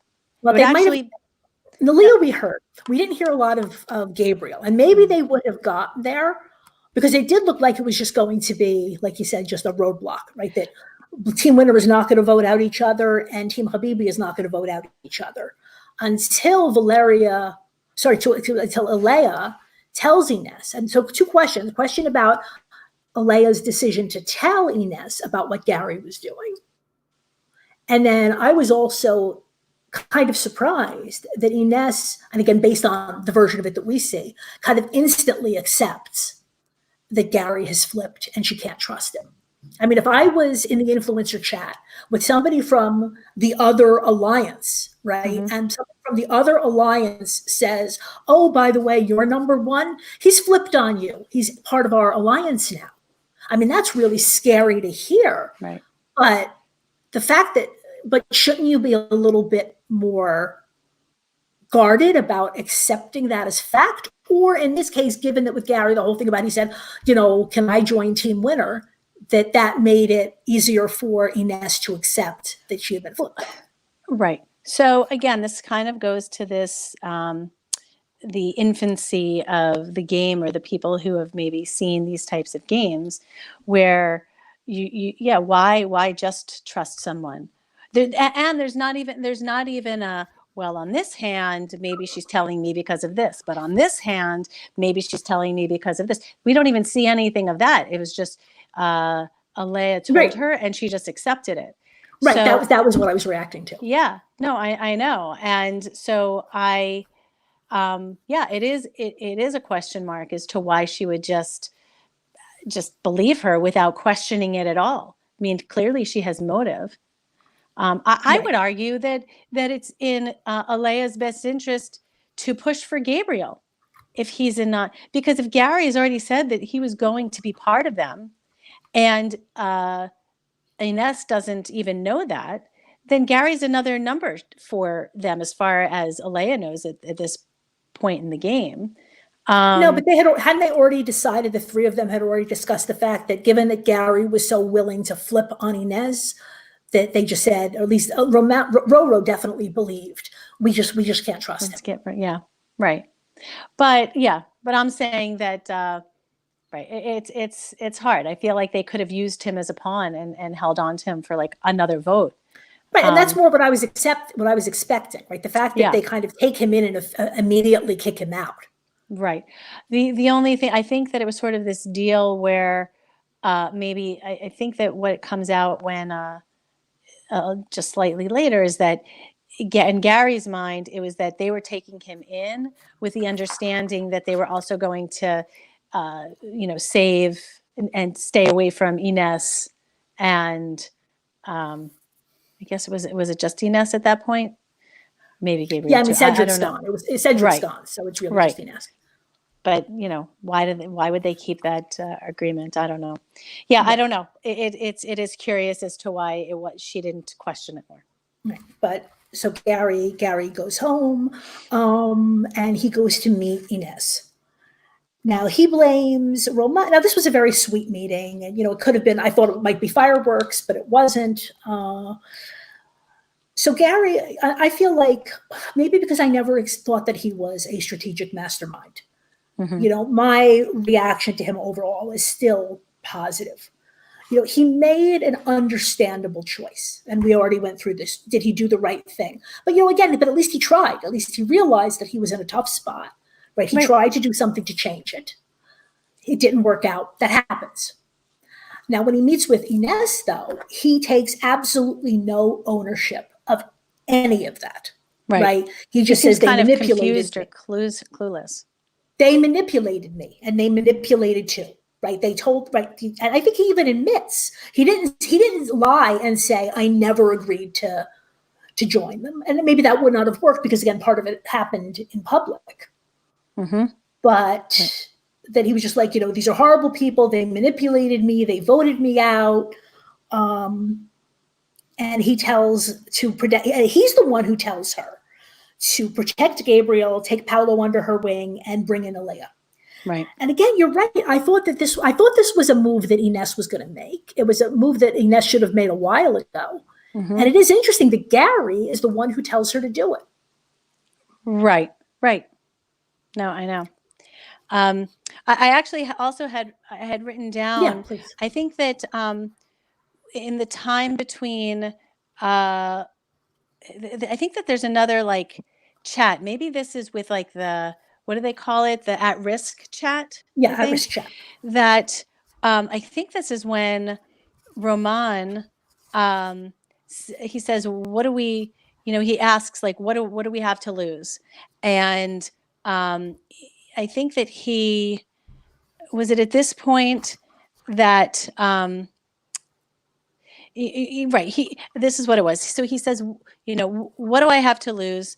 And he was sort of putting bait out there as far as kind of pointing fingers. I'm trying to make sense of my notes here, but I think that I can't. I can't help you here because I actually did. I have- actually did on any of this because I just didn't think that it was. I'm not saying it's not important, but Yeah. I've learned that So we have to choose. So I actually do not have any notes about the chat. yeah. So I think that in this chat, and I don't remember it exactly, but he kind of says to himself, he's not in the chat. But he's like, well, what do I have to lose? And then he puts a chat out there to, I think, at the at-risk, saying something kind of saying something kind of inflammatory unnecessarily. And I can't remember. I'm sorry that I didn't write down, exactly what it was. But it's not a rhetorical question. I mean, maybe it is because there's no one there to answer it in the room. Right. but what do you have to lose? Is that you have to lose the game. So why would you put something out there that could potentially really affect what's going to happen? Right, but like you said, it's that sometimes Ro does not necessarily think things through all the way. Right, and but this was one of those instances that I suppose I could have been more clear about in my notes that I was thinking about when we were talking about it earlier.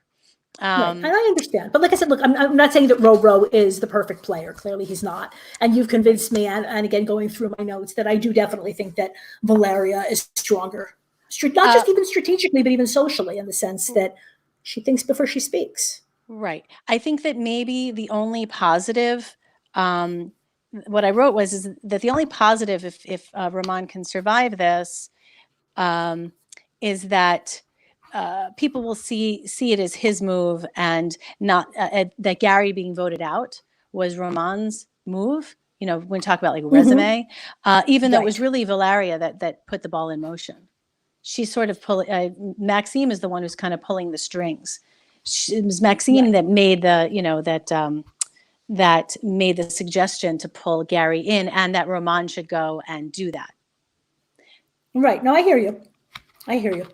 And then, but the question is, I would argue, but then is it really Aaliyah's move? Because she's the one who actually voted him out. Or do we want to just call this a team move? All three of them brought him in, and all three of them voted him out. Yeah, I think it was a consensus between the three of them, and that it was that Maxime planted the seed with Roman. Roman thought it was brilliant. He wasn't thinking in that way, and he talks about how brilliant Valeria is, and he was the executioner in or the puller in of getting Gary in, and then Alea was the executioner. Right. Okay, fair enough. But Valeria does make this point at this point that after Gary leaves, that Valeria says that, Ro thinks he's the mastermind, but I'm the mastermind. And that actually, when you hear an argument, something like that, normally, your reaction is to kind of roll your eyes. In this case, she might be right. I'm definitely coming around to that idea. Okay, so Gary does his goodbye message. He says he's happy because he didn't have to deceive anybody. Again, and Team Winner points out that, he switched sides. He just takes absolutely no responsibility for anything he did. He just feels like he has been wronged. And I think that's not true. Like I said, he made a choice I think it's a defensible choice to flip. There's no one clear answer to that. But he's not owning it at all. And then he does something that I don't think was, I don't know what, if anything, what was Gary thinking? And the answer might just be nothing. Because then he just goes and completely blows up Enos's game, saying that this person that I went to see, and everybody knows who that is, right? Has, I forgot the exact words that were used in any way, it's a translation, but, the person that I went to see, is really going after somebody. Right. And takes no time for anybody to figure out what they're talking about. Oh yeah. Ines knows instantly that this was a horrible thing that happened for her. Terrible. Right. So this is the question, right? So what if anything should production do to limit what they can say in the chats? Well, and is it different? Yeah. So exploring it. So what if you go to the just to kind of figure it out, to get to a middle ground, go to the other extreme. What happens if they just don't have these interviews at all? How much do we lose? I actually really enjoy them. You're entirely possible that from a game construction standpoint, they just shouldn't do it. I'm saying that's one possibility, right? That we've had several times now in several different games. We have seen people get each other's games, get people's playing games blown up. Mm-hmm. But what's interesting though this time is that this, I think, was inadvertent. Right? Gary thinks he's being coy because everybody does make these discussions, these comments about, oh, there's somebody you need to be watching. And the best thing is when they say something like that and everybody thinks they're talking about them. Mm-hmm. Right? Mm-hmm. In this case, I think Gary thought he was being coy. He was not being coy. Right. So I'm sorry. So what you said, not right. The number one option is just don't let people do it. But I feel like we're losing so much. I mean, come on, if you don't get Roro meeting the grannies, I say that's a big loss for the game. Yeah. So I'm not talking about the actual meetings themselves. Oh, you're talking like I'm talking about the video messages. Right. And I'm not necessarily, I think the meetings are fabulous and I would not want to get rid of those. Then there's no reason not to. That they're, they're still kind of in the game. You're just like surprise. And I think that whatever information exchange happens there between those entities is fine because it's just them. Video wise, when you have this broadcast, and I would say, and so what I was saying was option one is just don't have the video, but I'm not advocating for that either. I think having the video and seeing the reactions of the players, especially when it's a catfish, is really fun. And even if it's not, and maybe they think it is or whatever it is, it's just very fun to see that. So I'm not advocating that, but yeah, maybe there is some. There needs to be some reins around what is allowable in those messages. And I'm assuming that there are, right? I'm assuming that there's certain things you just can't say. But what they are saying is really affecting but it's too far. The game, but what they're doing, but what they're doing is they're going too far. Unless, again, you could argue, again, and I'm not necessarily advocating for this, but, it's drama. It's strategy. It shakes up the game. Yeah, no, I think we're both coming. I think we're both coming down on the same side of this. That it needs to be reined in. I reined in a little bit, but then at the same time, other than that moment of surprise when you actually see the face of the person, if it's so bland of like, oh, you got me, guys, and have a good game, and I'm rooting for all you. Like, no one wants to see that over and over again either. So just make it even. They're pretty short. You can make it shorter. That's easy to solve. Right. You can just have this kind of, boring goodbye message that lasts 30 seconds and they all get to see who they are and they all get to, smile or you can just, but you're right. Let me ask you this, because I'm not as familiar with Big Brother, but with the messages that they leave, how does that compare to this? Well, those messages are different because they are only seen by the person who is going home. Okay. It's the opposite. It's a message for the person who's leaving, not by the person who's leaving. And if it was different and it was the person in Big Brother who was then out of the game and now leaving a message for everyone else, how would the fan community feel about that?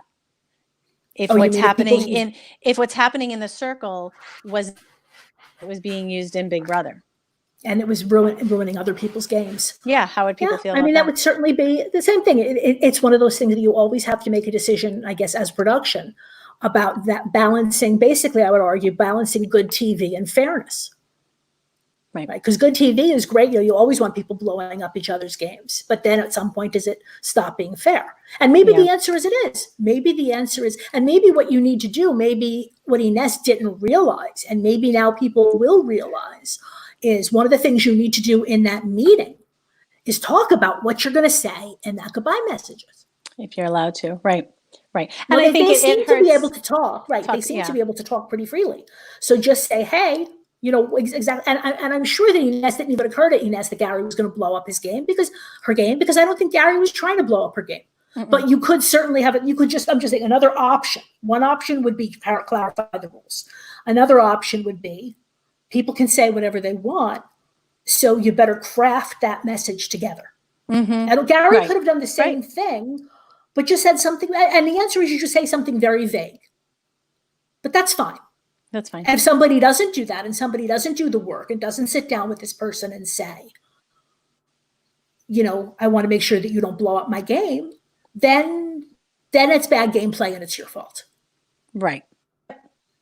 I see arguments for both of those. What I don't see an argument for is what's going on right now, which is, it happened also in the Circle US, right, where somebody's game seems to be going fine. And you have one of these goodbye messages and that's the end of their game. I'd like that to stop. I'd like that to stop. Yep, saying the same thing. And I think it hurts that much more with Ines just because she seems to, she's kind of the underdog, underdog, that goes my Long Island accent, the underdog dog in this, I can do it too. I grew up in New Jersey. I can do it too.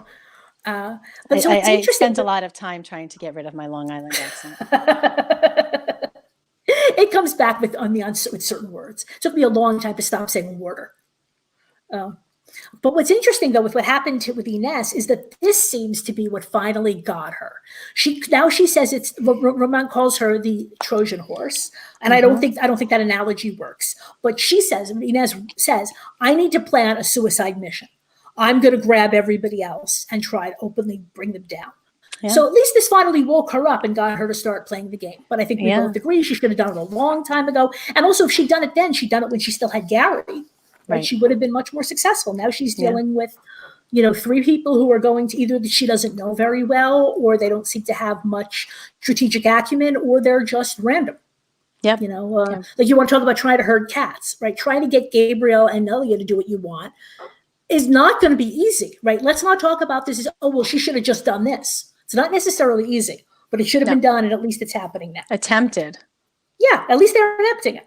And it's funny. So Ines goes to Nelia, which I found interesting because, again, we know that she has some kind of a relationship with Gabriel. And we know, as you said, that she's a little bit of a wild card. Mm-hmm. But in any case, that's who she picked. And Nelia instantly gets it. Again, didn't do it herself. And I don't know if she's strategic enough to have come up with it for herself, but she instantly says, yes, let's do it. # let's kick out Roman. Okay. And then we have another one of these twin moments. I just had to, they're in the rooftop pool. And again, I wish I knew one better, but let's say I could be wrong. Ed says, we're swimming in happiness. And Joe says, we swam in happiness yesterday. And then they start fighting about whether is swum is a word. And at this point, this is the point at which I went all in on Nelia as a character, not necessarily as a player, but I'm like, okay, these two amuse me. Right. And I wish that they were better players, but it's really hard. People think, so let me ask you, okay, is it an advantage or a disadvantage to play with somebody else? Well, I guess it's a disadvantage if you have to split the prize. But as far as energy goes, I don't know. I think it's definitely dependent on who you're in there with, for sure. Mm-hmm. You think about it. Yeah, no, that's okay. I think that when you're playing by yourself, then you're just sort of going over the options that you have based on your own thoughts. Mm-hmm. And when you have somebody else in there, it could cloud your opinion. Even if you are kind of right on the money, it could put doubt into your mind as to what should happen next. Right. I would argue that there's a different kind of step. It's that you decide what you want to do. Now, first of all, the advantages are clear, right? The fact that you get to pick somebody else's brain and take advantage of their knowledge, right? Clear plus. The disadvantages, and like that, I would argue that there's another level to the gameplay. You need to convince Joe or you need to convince Ed before you can do anything, before you even start dealing with the other person. Right. So I still think it's an advantage to have somebody. If you have somebody, unless they're so bad, unless it's somebody's mom who is just all of her ideas are wrong, right? In that case, the other person would have had much better gameplay, I think, if the second person wasn't there. Yeah, maybe it's an advantage, but I think for me, I actually enjoy the singletons better. I like hearing them go through their thought process about the relationships or the strategy or what have you out loud in a room where nobody else is there and they're talking to a screen. But I like that better. I don't know why. But I think just because it's different. We see people talking to people and strategizing together all the time. This is a little bit different. It's like you're hearing the internal workings of someone's head and what they decide to do with that. Right. And obviously some people are a lot better at it than others. If you notice, some contestants we hear all the time their thoughts, and some of them we never hear. Gabriel. But the point is just with Ed and Joe, what they're doing is not particularly easy. And they've made some mistakes, but the mistakes they have made, I don't think necessarily have anything to do with the fact that there are two of them. Yes. They're also slobs. Yes, I saw that. They're two young guys. Again, as somebody who has kids around that age, yes, I noticed that. Like they still popcorn and like the day before it's still on the floor. I was you and I who were seeing this. Yeah, no, when I'm sitting there going, you're going to trip, sweep up the popcorn. Clearly, we need their mom to clean up. But yes, they are complete. And we see that also since they don't also know what dish soap is. Right. Maybe that's the problem, right? Maybe they don't know what a broom is either. I don't mean to go in on them. I love them very much. I just happen to notice that. Okay. So we have the beginning of, again, this is no longer Team Habibi, but it is the beginning of possibly of something. Right. And if it works, I hope and we're going to have to see what happens going further down the line. But if it works, then they are 4-3. Right. And but even then they still, then at the worst case, you have a 4-4 tie. Yeah. Which is better than, and the point is that both sides are going to need the new player. You could argue the team winner needs them more because they need the fourth person just to get back to parity, but it's extremely important. It's always important, obviously, to court the new player. But when you have a game like this with two clear sides, obviously, it's absolutely crucial. Yep. Right. And at this point, I was even wondering whether anybody else was coming in, but fortunately, there is going to be one last contestant, and we get to meet Virginie, right? Virginie, I'm probably also massacring the French. We can call her Ginny. Ginny. Okay, so Ginny is a dancer / model. She's spontaneous. She's sexy. Okay, all of that's true. She's dating a gynecologist, but she decides she's going to pretend to be a gynecologist. And again, all of my spidey senses are going off. But she says she did a lot of prep, and she starts tossing off some jargon. And I thought, no, I mean, look, the more prep you've done, the better. And there's another aspect of this that, the advantage of saying that you're a gynecologist is that none of the male players or the male personas are going to want to ask too many questions. Well, and they don't even necessarily know. I mean, they don't even know what it is. Right. Yes, it's a coochie doctor. That was a great moment. And that's actually, I think, is the moment that made me, and there's one that said to the other, I think at the very beginning in the first batch of episodes, that one of them knows a whole lot more about the world than the other. Yeah. So, but yeah, those two are not going to ask any questions to Ginny about what she does for a living. Like the risk would be the women, but even then, if you're going to start a conversation about right, exactly. Well, certainly the men. Well, actually, Alea says that they're both in the medical field. Right. So there was some possible, if somebody was going to poke a hole in it, but just the fact that it's this, like I said, rather than having 7 other people who are going to poke holes in it, the maximum is going to be 2. Right. So that's, I don't know how deliberate it was, but it's not a bad call. I'll just weigh in on if I had to have a late edition contestant Mhm. or Mhm. the video messages at the end. I'll take the video messages that messes up people's games. I don't like people Mhm. coming in this late. I just don't. I'm Oh, invested in the people and the relationships that are already in there, and it's just a wrench. And it's so easy to then take that person, whoever it is, whichever side is able to get her, to just keep her there because who's voting her up? right. Although the advantage she has, again, because of the way the game is structured, normally I do think that putting somebody in here this late, I'm fairly confident in saying that people have come in later. People have won the game who were not in the original cast. Mm. Okay. But putting somebody in this late I would be shocked. I mean, if you can come in at the end of episode 8 and win this game, Yeah. then kudos to you. It's So also the just not question is fun. Like we don't yeah, get but an then the question is opportunity that, to. and I agree with you, but the question is then, so then at what point, how do you solve this? Because one option is to just put everybody in the game at once. And in the circle distancing, that's what they did. Mm. Everybody just started the game at the same time.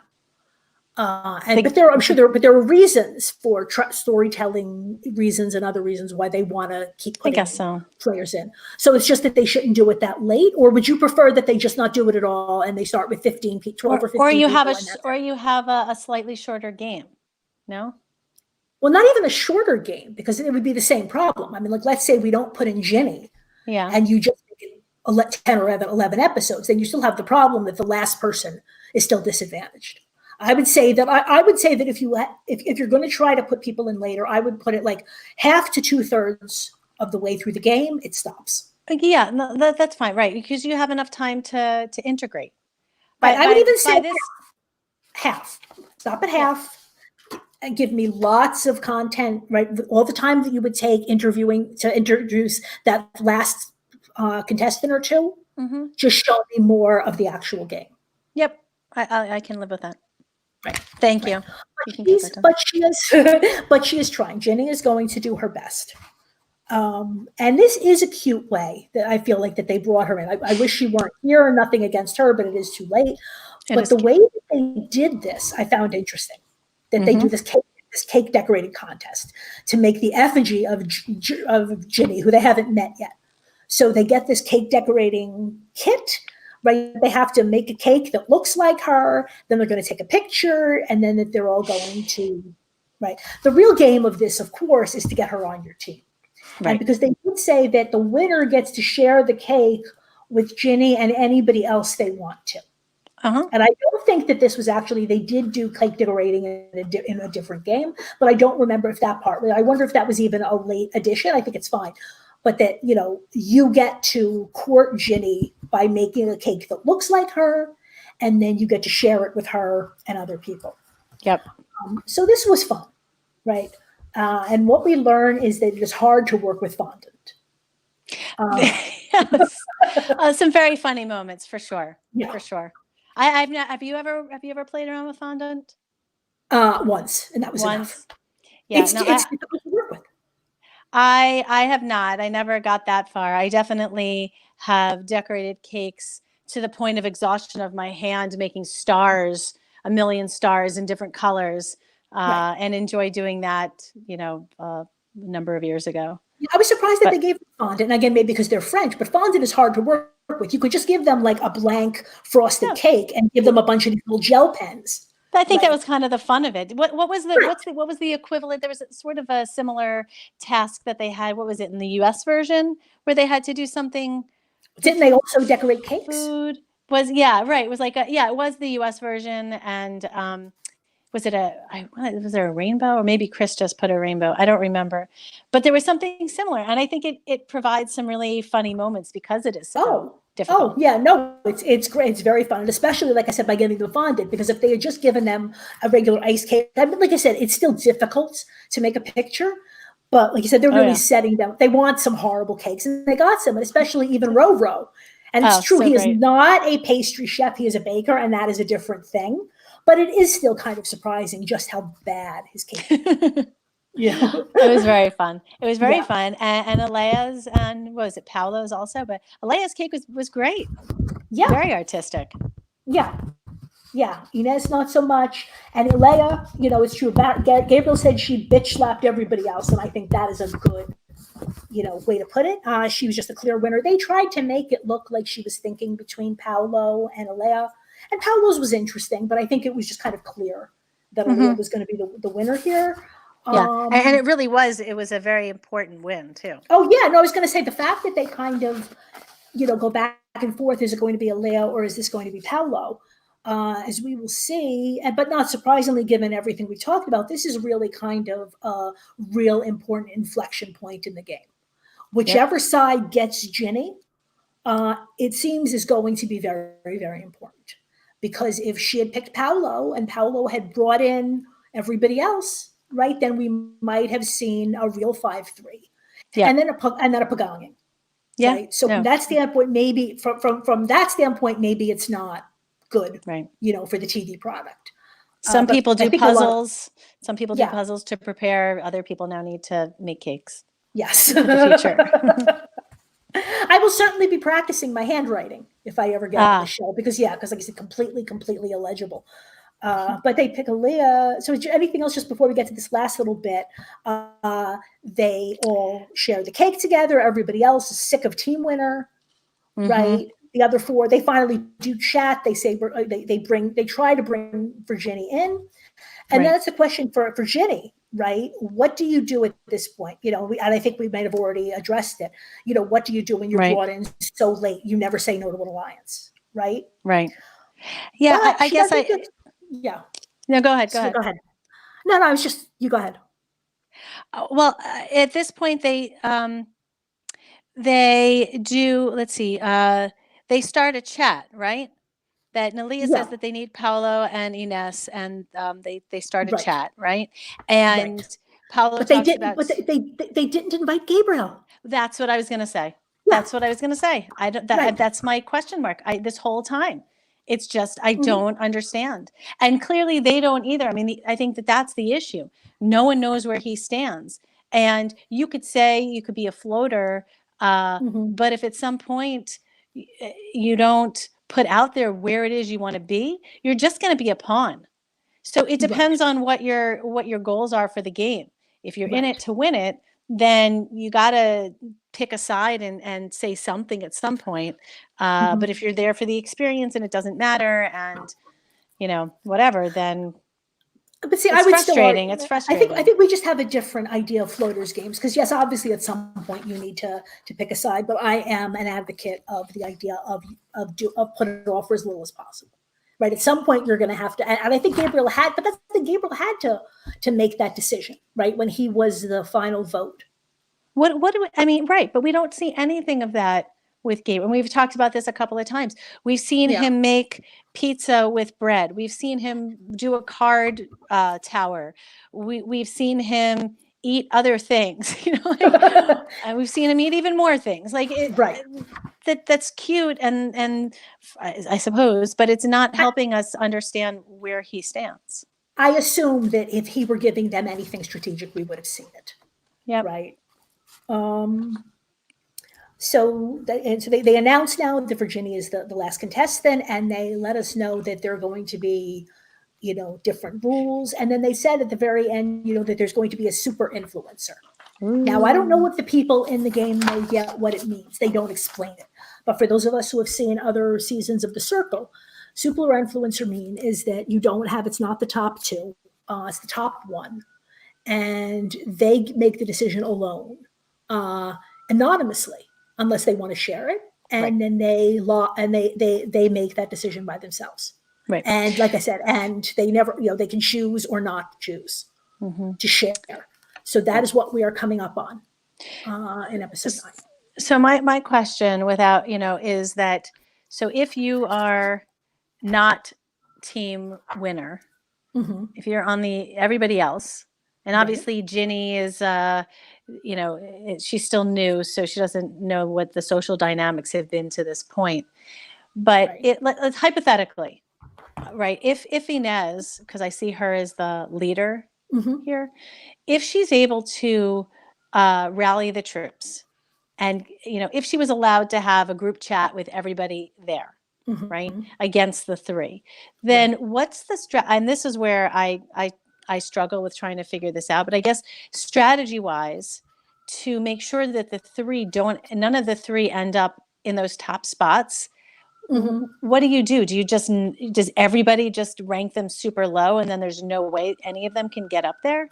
That's my guess. That's my guess. Right. If you have enough people on one side who just, and again, they would basically cancel out each other, except in this case, it's 4-3. Is that there's 7 now?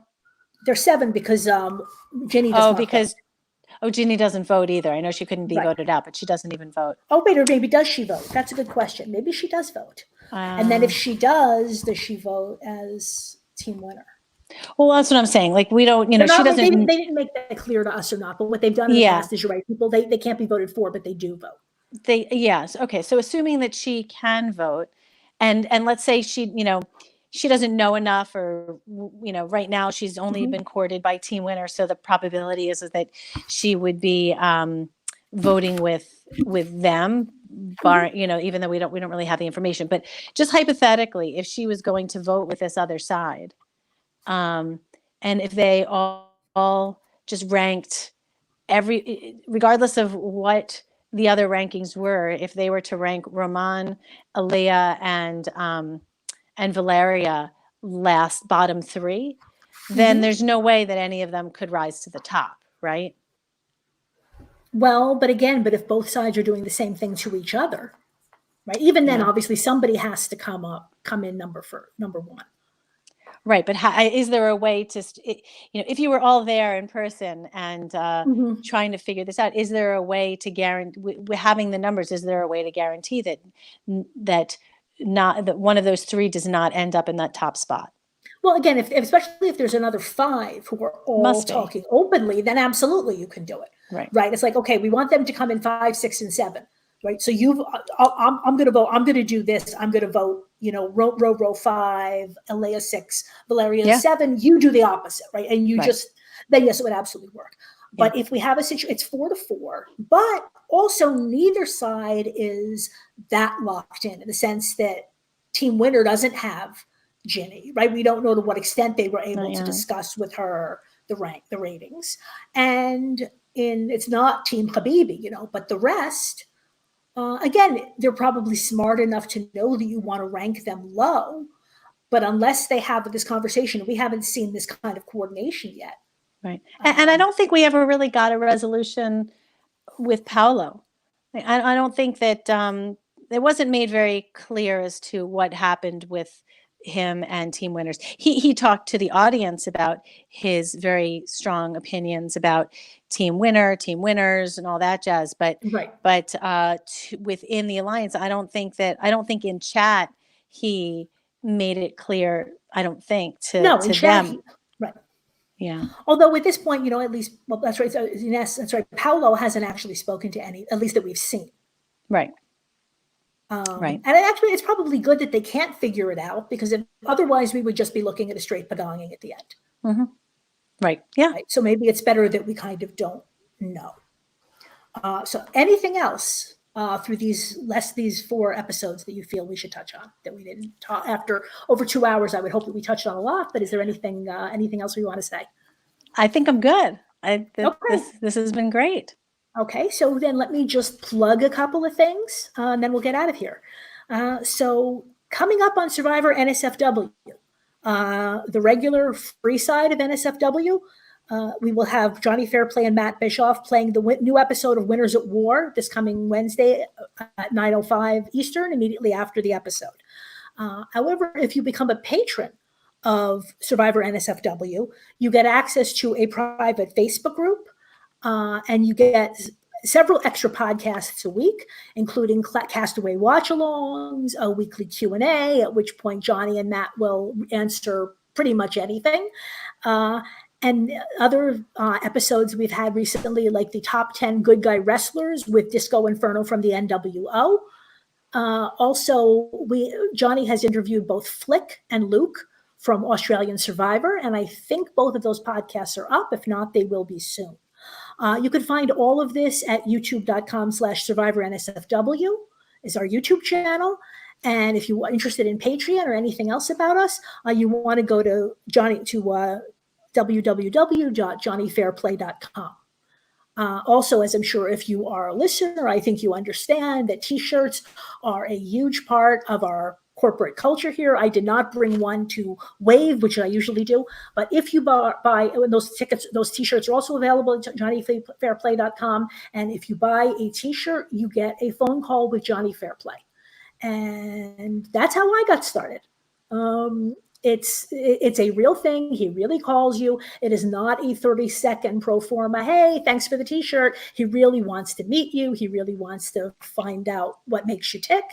And that then this was years ago, but now here I am. So if you're a fan of Johnny or Matt, or if you should be, then please check out on our YouTube and our website. Ariel, where can people find you on social media? And tell me, what else would you like to plug? Anything? I have nothing to plug. Okay. So but, we have my your Twitter handle is at, what is it? I think it's at Relly _RHAP. So it's RELI_RHAP. Right. Yeah. Clearly, I had no idea what I was doing when I created it. And there you go. And you can see here, I'm almost getting this because I keep doing this backwards, right? You can see my Twitter right here. I am Karen Talks a Lot at Twitter. I'm also Karen Eisenberg on Facebook and Instagram.